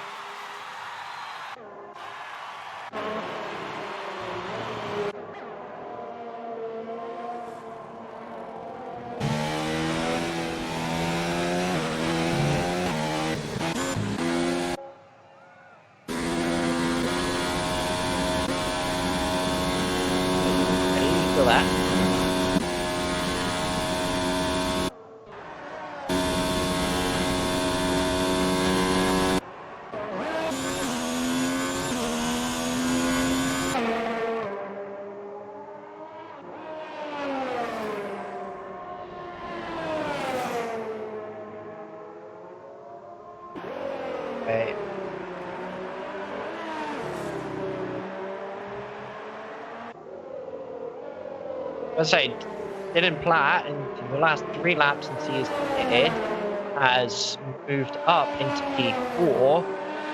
So he's made his way through the field quickly, aided by Sean Gregory's pit stop, of course. He's currently 13 seconds off Phil Harris at the moment in P3. So, his tyres are 6 laps older than the rest of the guys ahead of him. Obviously, Neil come into the pits, so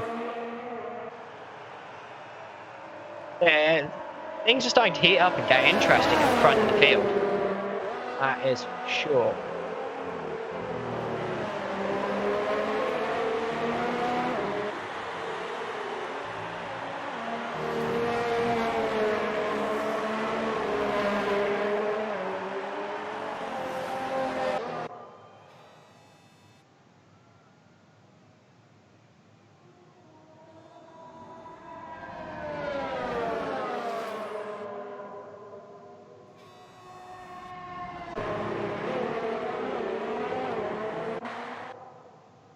watching Tom Stevens. He's heavily, really close to his teammates. Back his car, so see if he's gonna challenge for the lead. Eddie, is that you back? Yeah, sorry. I was just letting you carry on there. No, I was just going to quickly run through. We're on lap 32 of 53. Obviously, we're past the halfway mark here. Callum White in the Mercedes leading the way at this moment in time. Tom Stevens, his teammate, is in second. Phil Harris in the Williams is third. Dylan Platt in the Alfa Romeo is fourth. Ross Milburn in the Toro Rosso is 5. Gary McKenny in the McLaren is 6. Sean Gregory, Toro Rosso 7. Adrian Rich in that Red Bull is 8. Ryan Lear in the sister Alfa Romeo to Dylan Platt is down in 9. Cameron Widdowson in the Renault is 10. Tony Foster 11. And Ryan Grice is 12. Obviously, the 2 DNFs there of Jordan Marshall and Jake Sorrell. Yeah, sorry, I was as I was merrily talking away to myself there, Phoebe. What I was basically saying is, look, I mean, I think Dylan Platt's time has come and gone. Mercedes leading the way. They're looking very strong here at this moment in time. I think it's going to be a call between which one actually takes that first place. Phil Harris is definitely going to finish on that podium. Dylan Platt, though, I just think he's got a lot of work. He's got his work cut out for him. He's got 12 seconds that he's got to close down to Phil Harris, and he needs to get past Phil Harris because he now, well, he's done 5 laps. He's got 21 laps remaining. 26 laps on those medium tyres is possible. So, although I said, look, he's going aggressive, he's going to go onto those soft compound tyres, I'm wondering if he is, because it's going to cost him too much time. I think it all depends on if he is to pit again, when he pits, because all the others ahead of him do need to come into the pits again to change tyre compound. Yeah, I mean, the thing is, he has changed his strategy. I definitely think that Dylan Platt came in earlier on those hard compound tyres than he wanted to. But that said, he is within a window where he can actually go to the end of this race on those mediums, and I really think that that's what he's aiming for. If that is indeed what he's aiming for, and that's the only way that I can see at this moment in time he's going to get on that podium, and if he does maintain this, he's got the very strong possibility of, well, let's say finishing in first. Yeah, he has. He's got a strong possibility of taking the win here if he stays out on these mediums. But, and it is a big but, it's not going to be easy for him. No, indeed. And while we were talking about that, Tom Stevens has got past his teammate Callum White. And, yeah, he has really put his foot down. I don't know if that's him waking up to Dylan Platt pitting and the change of strategy and wanting to open up some distance, or that is him and his teammate waking up to penalties, at least he has accumulated, and just wanting to put foot to the ground and put distance between them and Phil Harris. Well, these guys definitely work as a team. There's no doubt about that whatsoever. We could see that maybe Callum White is somewhat riding shotgun for Tom Stevens. Tom Stevens, just having a quick look, he is really working that ERS very, very hard, whereas Callum White is taking it a lot easier. And I'm wondering if there maybe is riding shotgun for him, maybe accumulate. I don't know. They definitely have communication going on, and there is a plan afoot. To say, but how that is and what that is at this moment in time, I don't think is apparent. Phil Harris is obviously looking strong, as I say, for that P3 place, but Dylan Platt, well, as I say, I don't know. I think he's took 2 seconds out of Phil Harris in the last 2 laps, so he's pushing those softs. So if he's pushing those softs, mediums. Sorry, those mediums, it's, I don't know, it's 7 laps. We've got 19 laps remaining of this race. That would be 26 laps on those medium tyres. It is doable. It is doable. Maybe looking, if he is pushing those tyres, he may be looking to overcut all of the people ahead of him by maybe a lap or 2, not leave it too long, and go onto the softs or something, and we'll see I think All he's of them. leaving that option open to himself. Let's put it like that. But he's just picked up a 3-second time penalty. So, you know, and that was round turn. I'm not too sure. Was that turn 10? Turn 10. Was it turn 10? Yeah, he's just gone round turn 12. Yeah, I don't know how he managed to pick up a 3-second time penalty on 10, but anyway.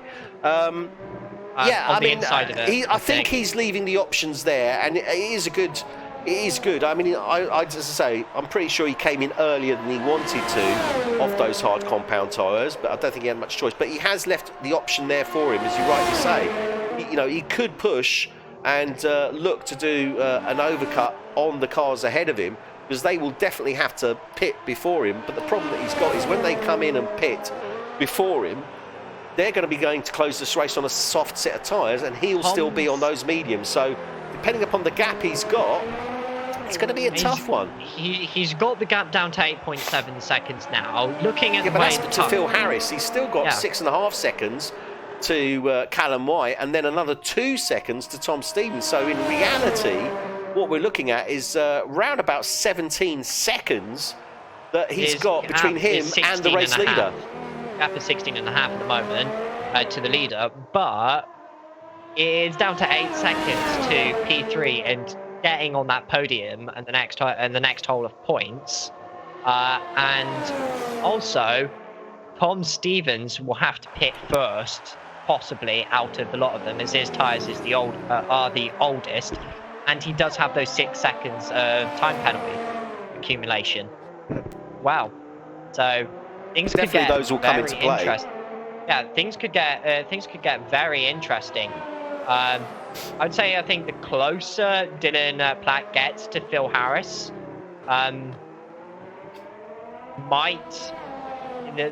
maybe his thinking might change. It depends what happens on the pits. What I'd say, whenever the other guys come in, he has maybe a 1 lap at the most to do an overcut for it to benefit him. If not, it's just going to be probably, maybe it'll cost him too much, or it'll just be him putting on a new set of tyres to try and get the fastest lap point or something. Well, as I say, it's an unknown quantity at this moment in time. I think he's playing the right way. I was questioning when he came in and went onto those mediums that he changed his strategy and is maybe looking to go super aggressive and then finish on a set of soft. I've amended that now, because looking at it, actually he can go to the end of the race, as I've said, on those medium tyres, but he is leaving himself the option that if he needs to come onto those softs. But it's not going to be one that he can call now. He's only going to be able to make that decision once the other guys have pitted and he knows what the gap is between him and them and how quickly they're closing that gap down. And then he's got to weigh up, is it worth coming in, losing those 22 seconds, and how am I going to make it up? And the reality of that is, if he's, say, on lap, I don't know, 43, and those guys have pitted, come out on the softs, and they are considerably faster than him, he's not going to have enough of a window to come in pit and make the most out of those soft tyres. So he might just try and stick it out and make his car as wide as he possibly can, because that's the reality of maybe the difference between him getting on the podium and not. It's a really tough call. Yeah, really tough call. The other thing to point out is also, this is in Monaco. This is a very open circuit. So exactly. As wide as Dylan Platt hopes his car is, if he gets into P1 with the other guys pitting, they might still get past him and he might find himself in the same position P4. So I think, depending on the way the gaps are, he could hit earlier and put himself in the same compound tyres and at least stand a fighting chance of being able to overtake them by being on tyres a similar age to them. But it all depends on what the gaps are, as he is really closing the gap down towards P3. It's within 6 seconds at the moment. Yeah, it's going to be tight. We're 2/3 of the way through this race now, so let's have a quick summary of where the guys are. So Ryan Grice in the Red Bull, he's currently in P12, P11, and 25 seconds down the road from Ryan is Tony Foster in the Ferrari. Then we have P10, Cameron Widdowson just coming into the pits. Looks like he's also got a time penalty there. He's got a 5-second time penalty. 5-second time penalty. Yeah, so he's got on to a set of mediums to close this race. Ryan Lear is in P10 now. Ryan is on 33 lap old hard compound tyres. He's not going to be coming in yet. I think he's going to try and eke those out a little bit more, probably about another 5 laps. Give himself 10 laps. He might come in a little bit before. Yeah, he's got 5 or 7 laps left. Yeah, so I think he's got those in the pocket at the moment. Adrian Rich, he's in P8. He's also on the hard compound tyres, but he is looking to go to the end of this race on those hard compound tyres. Gary McKenny in the McLaren, he's in P7.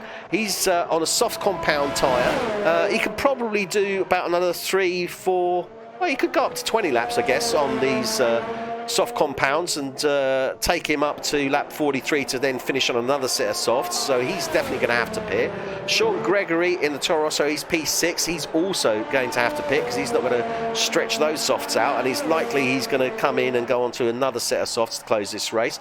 Ross Milburn, his teammate, he's in P5 in that Toro Rosso. He's currently on 19 lap old medium, so he can, let's have a look, 1940, he's going to have to come in and pit, definitely. I think all of the guys on the mediums at the top end are going to come. Yeah, not all of them. The only one that isn't is Dylan Platt. He's the only one on those mediums that has the potential to go to the end of this race. As you rightly said, all the rest of the guys are definitely going to have to pit, and they're going to go on to the soft compound tyres. So we still have a round of pit stops to come in, which is going to mix it up. So this race is very far from over, but I've got to say, certainly dominating at this moment in time. Sorry? Ross Milburn's just gone into the pits. So definitely dominating at this moment in time is Tom Stevens and Callum White in that Mercedes team. Indeed. Ross Milburn's gone into the pits. Gary McKenny's also gone into the pits to change off of his soft compound tyre. Ross Milburn going onto the softs himself, so as expected with that strategy. And just sort of looking at it at the moment, the leaders, if they were to pit now as they're on sort of 20 lap old tyres, they can go a bit longer. They will come out somewhere between Dylan Platt and Sean Gregory. We just don't know how far behind Dylan Platt they will come out. Well, if they pit now, yeah, obviously they would come out behind Dylan Platt. As I said, 22 seconds approximately is the window that they would come out at this moment in time. So they would probably be, let's have a look. So where are we? 11, 12... 16, 17, they'd probably be around about 5 seconds off the back of Dylan Platt, and as it stands at this moment in time. And that's why I'm saying, you know, Dylan Platt is going to have a very, very hard choice to make, because he will take the P1 position again of this race, but when he does so, he's very likely to have both Mercedes around about between 5 and 7 seconds off the back of him. With probably, let's see, 10 laps remaining.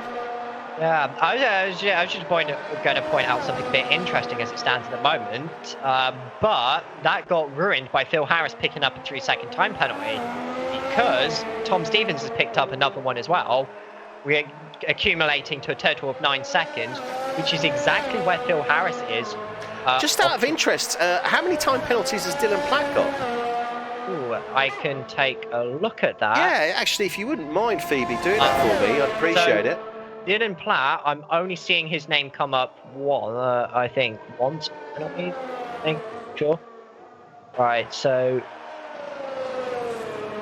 there's a lot of incidents for track limits. Yeah, right. Obviously. So Tom Stevens accumulated one recently. Milburn. Right.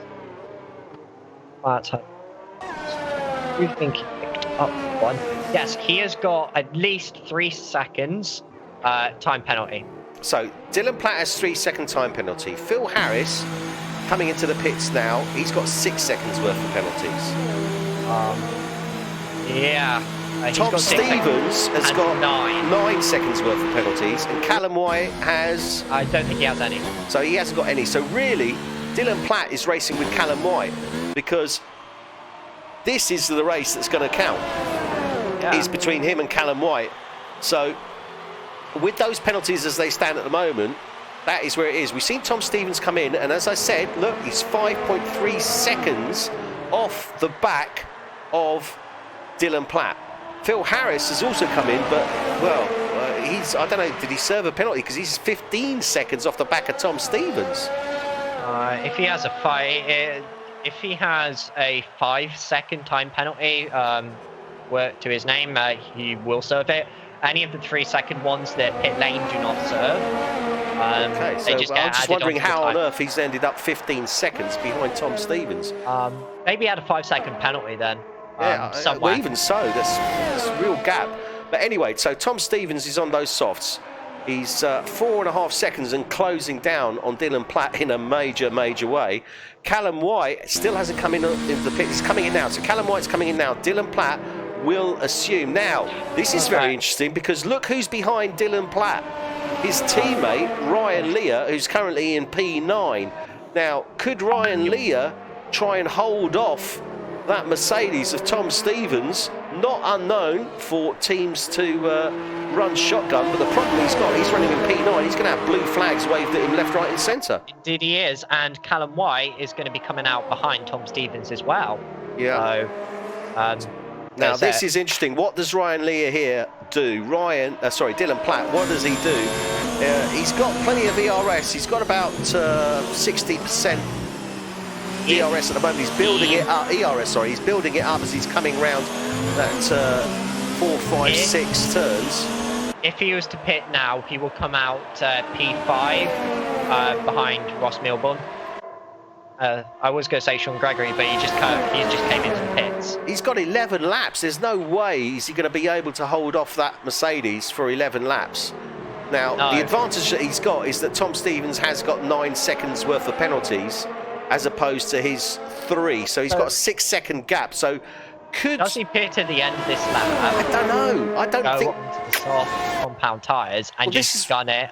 This is what I was saying earlier, Phoebe. This is the choice that Dylan Platt is now faced with. He was faced with a tough choice when he was on those hard compound tyres to go early onto the mediums. He's now facing a choice of, do I stay out here on the mediums, hopefully stay on the podium, taking into account the points the other has got, if he's aware of the points that Tom Stevens has got. So he is not coming into the pits at the end of this lap. So I don't know. I mean, this is a really tough call for Dylan Platt. As I say, he does have, in effect, his teammate running shotgun, but he's only going to be able to cover him for a very limited amount of time, because he's going to get a penalty if he doesn't let that Mercedes past him under blue flag conditions. Yeah, he has 3 blue flags before he gets a penalty. Phil Harris has just set the fastest time of a 1:32.1 on the soft compound tyres. So we're going to see those times obviously come down, and I wouldn't be surprised if we see the final fast lap as probably something like a 1:37 or something like that. Yeah, quite possibly. Just trying to do the maths at the moment. Currently, Tom Stevens will finish ahead of Phil Harris.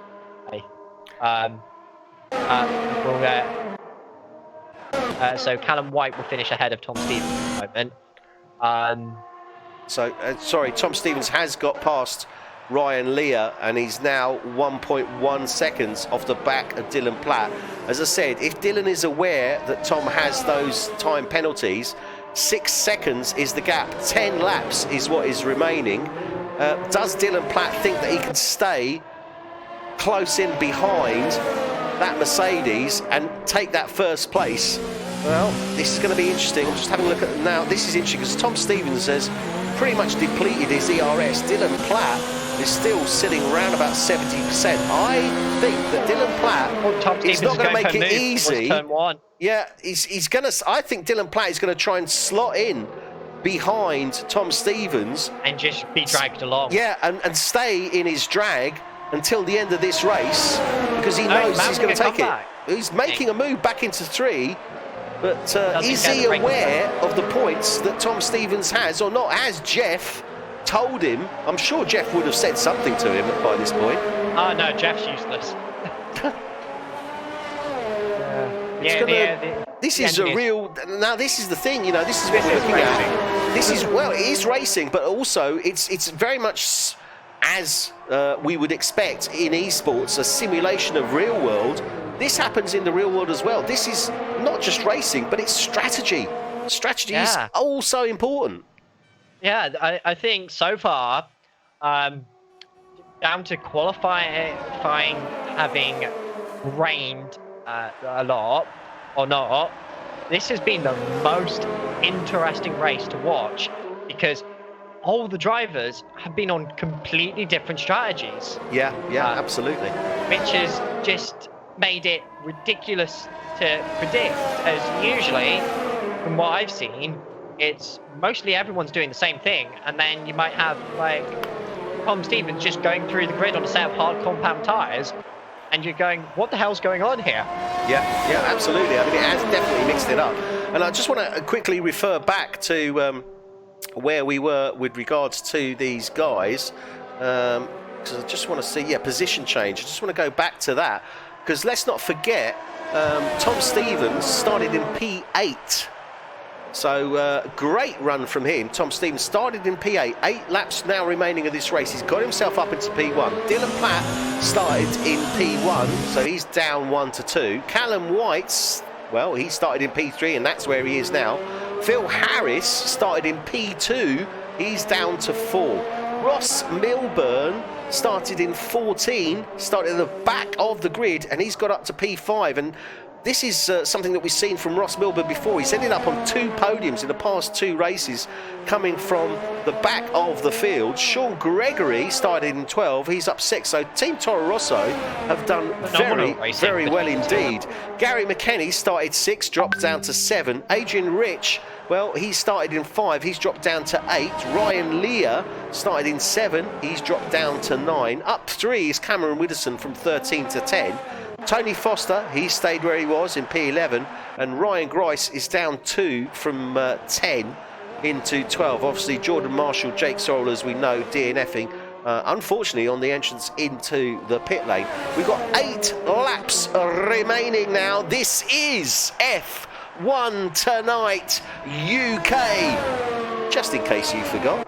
And we are here at the Paul Ricard circuit here in France for round 8 of season 1. And at this moment in time, Tom Stevens leading the way, and 2 seconds, well, 1.5 seconds is the gap to Dylan Platt.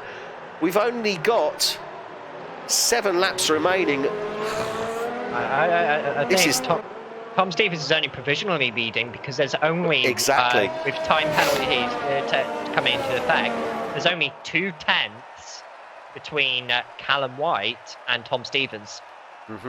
And more importantly, Dylan Platt is ahead of Callum White by 7.5 seconds, but also ahead of Tom Stevens by, 4 seconds, more or less. Yeah. So that is an interesting thing, because I'm just looking at the accumulation of the leaders, not the interval. There's only 2 tenths between Callum White and Tom Stevens with the penalties into effect. So, just having a quick look on board with both Tom Stevens and Dylan Platt, they have both depleted their ERS. So the question now is, how long can Dylan Platt stay on the back of Tom Stevens? He has to keep it. If he wants to take this race win, he has to stay under 4 seconds. No, sorry, under 6 seconds ahead, or rather behind, Tom Stevens. So he's got to stay within 6 seconds to take the race win here from Tom Stevens. But also, he's got to be careful because Callum White is closing on him, and we do still have 6 laps remaining, and it is very possible that Callum could close down that gap of 7 seconds in those remaining 6 laps. And judging also from the way this race has gone with track limits, it's also quite possible for these time penalties to add up even more. Yeah, absolutely. There is nothing to say that we can't see any one of these drivers pick up more points. And I've got to say, if Tom Stevens were to pick up another 3 points... you want to see a safety car. Yeah, well, it would be interesting. But if we see a safety car now, that wouldn't come in until the end of lap 50, which would only leave 3 laps. So if we did, it would certainly be interesting. And it would also be interesting to see how the guys would react to coming into the pits. So at this moment in time... It would make those time penalties very, very interesting. Well, those time penalties would just... That would be it. That's what would seal the deal. I mean, they're coming into play as it stands at this moment in time, but they would definitely seal the deal if we saw a safety car. But at this moment in time, nothing to be there. And we certainly don't want to see the finish of the race under a safety car. So if an incident happens, let's keep our fingers crossed it happens before, lap 49. Callum White is, I think, gaining time overall, which is putting... He is closing the gap, definitely, to Dylan Platt. Yeah, but he's only taken about 3/10 out of Dylan on the previous lap. Yeah, that's not enough. I was just going to say, he's just lost 3/10 from the time I was watching it. Yeah. Before that, he was less than 9 seconds behind Tom Stevens. Yeah, but there's only 5 laps remaining. He needs to take out over a second a lap from Dylan Platt.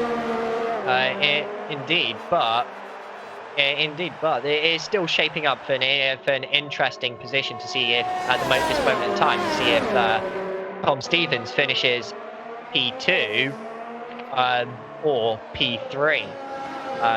So that's all dependent on the position of Callum White. And just before he started this lap that we're on now, he was far enough ahead time-wise to drop Tom Stevens into P3. Now he's lost about a second this lap, so it doesn't look like that's happening at the moment. But that will be an interesting thing to keep an eye on. Yeah, I mean, this is going to be very, very tight. We've only got 5 laps, well, under 5 laps now remaining of this race. It's it's definitely going to be a challenge. But, this is, definitely. I'm just scratching my head here, thinking how is this going to pan out, but there are a number of variations and so many things that could come into play. But I'm looking at it now and I'm thinking we're going to see Dylan Platt take the win, Callum White second, and Tom Stevens third. Quite possibly. It all depends on how far Callum White puts his foot to the metal. But he's not gaining. Look at that, he's 7.5 seconds. Oh, just want to point this out. If Tom Stevens exceeds the track limits again, he will pick up another penalty. That's exactly right. That's what I'm saying. Tom Stevens can't afford it. Since his last one, he has had 2 further warnings. Yeah. So if he crosses the track anywhere again, that will go from 9 seconds penalties to 12. Yeah, and then 9 seconds will be the real gap, effectively penalty-wise, between him and Dylan Platt. So that's what I'm saying. As it pans out this moment in time, we've got under 4 laps remaining. This is going to be very interesting. He's got not only he's got to do them perfectly, he's got to try and build that gap between him and Dylan Platt, because Dylan Platt is still 2.4 seconds off the back of Tom Stevens, which means that he is effectively still ahead of him. Yeah, that is effectively 5 seconds, unless he has another penalty we don't know about. So this is going to be very interesting indeed on the closing stages of this race. As we're in the sort of the final 3 laps, Callum White just picked up a time-second penalty. Yeah, he's got 3 seconds. 3 second time penalty. This has just got even more interesting. Okay, well, as we're winding down, Phoebe, I think quickly run through the grid in reverse order. Ryan Grice in the Red Bull, he's in P12. P11 is Tony Foster for Ferrari. Cameron Widdowson for Renault is in 10. Ryan Lear for Alfa Romeo is in 9. Adrian Rich is in 8. 7 is Gary McKenny. 6 is Ross Milburn. He's just coming out of the pits. He's gone on to a fresh set of soft tyres. He's going to try and see if he can maybe set the fastest lap. That brings him out now in P7. Gary McKenny moving up to 6. Sean Gregory in the Toro Sister Toro Rosso is in P5. P4 is Phil Harris. P3 is Callum White. 2 is Dylan Platt, and leading this race at this moment in time on the track is Tom Stevens, and 3 laps now remaining of this F1 tonight. French Grand Prix here, season 1, race 8, and what a race it has been so far. Indeed it is. Currently at the moment, looking at it, the fastest lap is sitting pretty in the hands of Phil Harris with a 1:32.131. But that is the time that Ross Milburn needs to beat if he is to pick up that additional point, and he is only 2 tenths off it at this moment in time. Well, so he's not too far off it. Obviously 2 laps remaining, and we generally like to discuss driver of the day towards the end of the race, but I'm looking at here, and I've got to be honest with you, Phoebe, I'm scratching my head here a bit as to who the hell is going to be driver of the day, because I'm looking at 3 drivers here that could easily take that. I'm sort of looking at it. I think it's a toss-up between, depending on your metrics. I'd say it's a toss-up between Ross Milburn, Dylan Platt, and maybe even Sean Gregory and possibly Tom Stevens. Yeah, I mean, Tom Stevens, I think, has done a fantastic job in getting from P8 to P1. My only set of criteria there that I sort of bring into play is the time penalties that he has incurred, and I think that works to his detriment. Obviously, Sean Gregory, Ross Milburn, I'm not too sure what penalties, indeed, if any, they've picked up. I think Ross Milburn has a couple of time penalties, not sure which. Oh, and Dylan Platt, Phil Harris has gone into the pits. Yeah, Phil Harris has come into the pits. He's going on to a fresh set of soft tyres to close this race. He's going to try and see if he can get that fastest lap back again. I just noticed someone picked up a time penalty just there, so I don't know who that is. Oh, got that. No, that was Ross Milburn who's picked up another time penalty. So as it stands at this moment in time, we're on the penultimate lap, and points are definitely going to come into play. And as it stands at this moment in time, Dylan Platt, although he is second on the track, is going to win this race. Yeah. And Tom Stevens has picked up another 3-second time penalty. 12. So 12 seconds he has now accumulated. This has just given the race in a major way to Dylan Platt. And I've got to say, Dylan Platt, great run from him. He did stay on those mediums. He went for that one-stop strategy, and it's worked for him. Yeah, so does that push Callum White up into P2 now as well? I think it does. Yeah, I think it definitely puts Callum White on 3rd place on that podium. And Tom Stevens is now not... Well, yeah, I think he's comfortably in 3rd. Callum White has 3 seconds as well, and he's currently 11 seconds off. Yeah. So Tom Stevens might still be ahead of him. It's going to be close. It's going to be very close. 8.2 seconds is the... what am I saying? 11 seconds. 11.2 seconds is the gap between him and his teammate at this moment in time. So he is ahead of Tom Stevens as it stands, but it is close. Yeah. So Tom Stevens now coming down the Mistral straight for the final time, and coming into that Mistral chicane.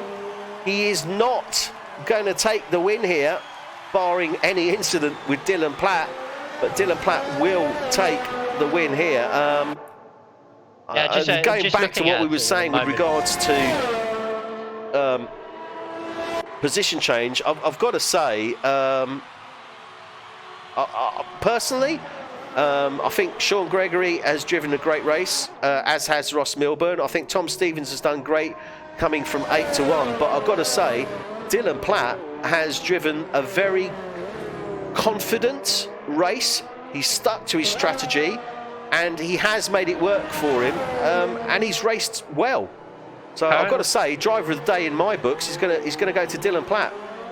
So Tom Stevens, down the start, finish the line, comes across the line, first man across the line. Dylan Platt will take the win as he crosses the line. So Dylan Platt does win the race. Callum White is now coming over, and he will take second place.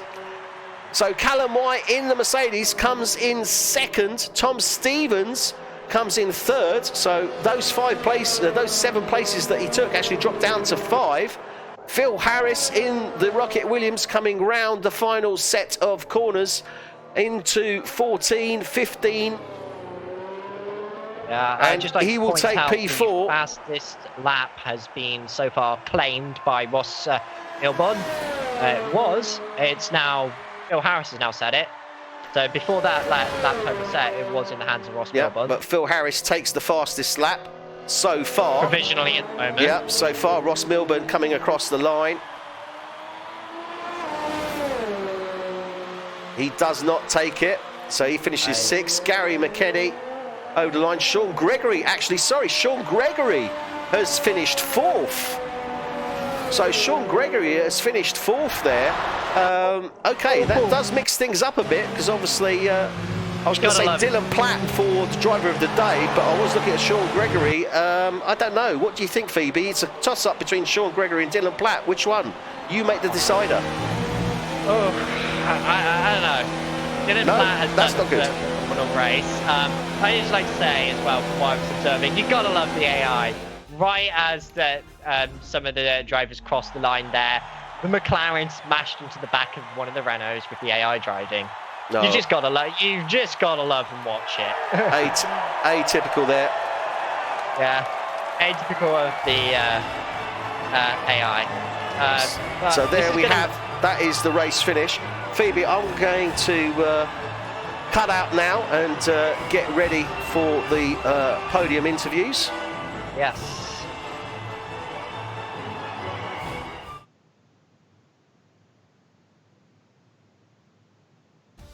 Yeah. So, looking at it, Tom Stevens had more penalties than we thought. He actually accumulated 15 seconds, and that is what put him into P3.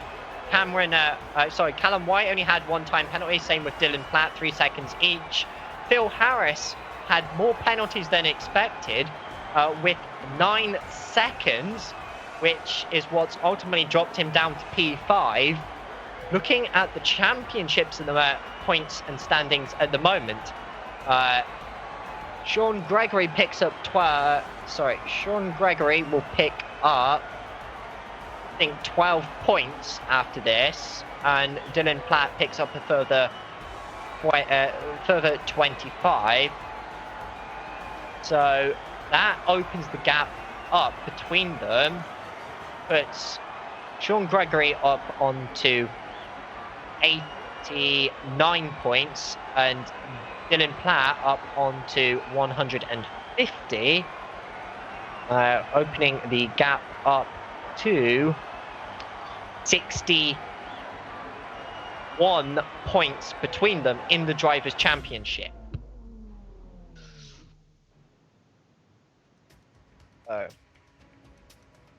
I think Dylan Platt, after that race, is slowly extending his lead in the championships.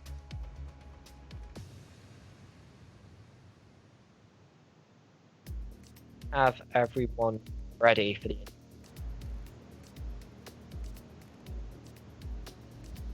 I believe we do have the drivers lined up and ready for the podium interview, so to speak. And we'll do that as it stands at this moment in time. So I'm going to go in reverse order. Tom Stevens, firstly. Tom, what happened? I mean, look, you're accumulating these points on the track and it's costing you places, my friend. Yeah, I know. I need to learn, but I just do it. I don't know how to. I just can't. I've got to say though, I mean, obviously France is a track where penalties are going to be accumulated whichever way you look at it, and it's just the nature of the course. But this isn't the first time that this has cost you a race win. So, how does that make you feel, and what do you need to do to actually improve on that? Well, I know I got the pace to win, but of course, you've got to push to make sure you get that win as well. Of course, I've just bottled it completely again. And, I can't be doing that after DNF in quite a few of the races. Yeah, it is. I've got to say, it is obviously very, very difficult indeed. And but other than that, obviously, great race. You managed to get ahead of Dylan, and obviously your teammate as well. Tell me, was there any cooperation going on there with your teammate at all during the race? A tad, but not too much. If there was something that we wanted to know regarding the people around us, we would try and sneakily ask each other. That's perfectly acceptable. So no great shakes on there. But that said, obviously valuable points being picked up for Team Mercedes there. Okay, you got that third place, you got 15 points, your teammates got 18 points. So cumulatively 33 points for Mercedes. That's certainly going to help you in the Constructors' Championship and indeed on the Individual Drivers' Championship as well, isn't it? Absolutely, but of course, when Dylan's scoring top points and when we're not there, it's not ideal. No, it's tough. It's tough, but great race anyway, and well done, Tom. Callum. Good afternoon. Afternoon, good evening. How was that race for you, Callum? Ups and downs, a bit mixed of emotions with that race, but it'll have to do. Yeah, I mean, obviously it wasn't ideally what you were looking at. Where do you think it cost you? Where in your opinion, did you miss out on that opportunity? Last couple of laps of my second stint, then of course going into softs, I just had no pace whatsoever. Yeah, because you just didn't seem to be able to close down that gap to Dylan, did you? I mean, that gap was sitting around about 7.2, 7.4 seconds. You got it down to, I think, 6.5 seconds, but then it came up again. You just didn't seem to have the pace to close down on Dylan, did you? Yeah, it's quite poor on my behalf, but, things happen, and you just have to go back at it next week. Well, yeah, absolutely. But as I said, valuable points for both you and your teammate Tom there. So it certainly keeps you in the running and certainly helps you with regards to the Constructors' Championship and a great race from both of the Mercedes drivers there, Tom Stevens and Callum White. And now let's come on to our race winner, Dylan Platt. Dylan, firstly, congratulations for the win. Secondly, just a bit of a question there. You were on the hard compound tyres. I felt that you came in a little bit earlier than you necessarily wanted to off those hards and onto the mediums. Was I right in that or not? Well, in qualifying, those tyres had already done, they're probably about 5 laps, so I needed to pit earlier. Right. So that was a predetermined pit stop that you came in off the hards? Yeah, pretty much. Pretty much. Okay, obviously you're running on the mediums there. You knew that those guys were going to come in, go onto the soft tyres. There was a very small window that you had. It ran about 5.5 seconds to Tom Stevens, and I guess you knew that Tom was going to close down to you on those soft compound tyres. Well, obviously he was going to catch up because it's Tom Stevens. Yeah, true. And those new soft tyres just feel unbelievable on this track. Yeah.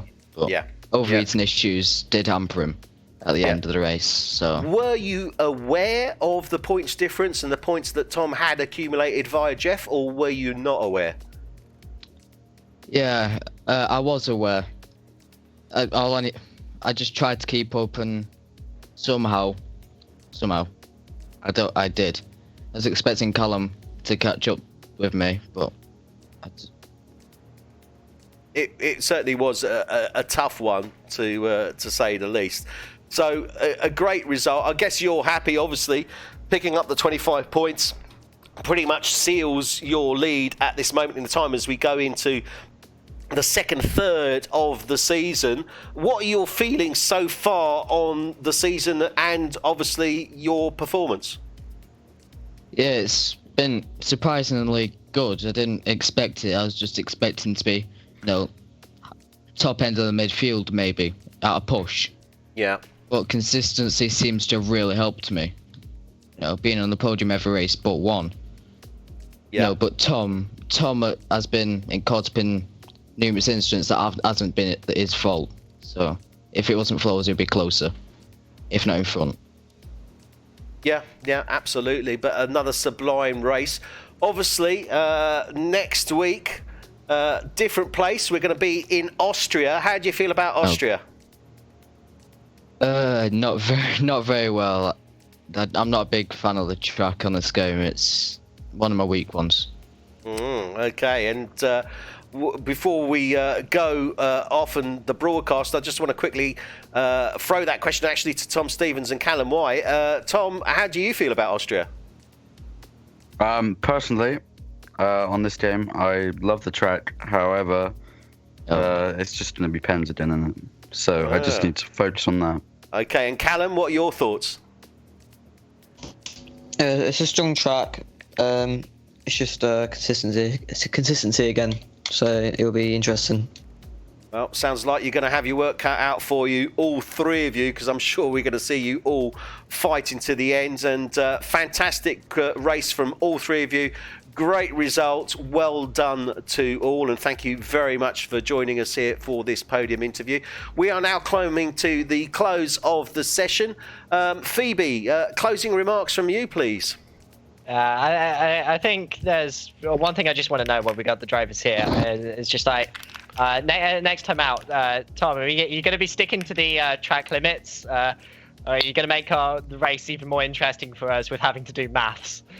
I'm going to make you work and do some maths.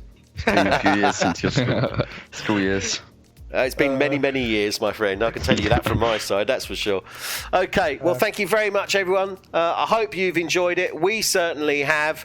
We look forward to seeing you this Thursday for F1 Tonight Netherlands, racing from 7:30 UK time, 8:30 Central European time, and that will be for the Austrian Grand Prix for F1 Tonight Netherlands. And on Tuesday, a week today, we'll be doing the F1 Tonight UK Austrian Grand Prix. So from me, it's a good night. And from me, it's good night. Good night, everyone. Take care.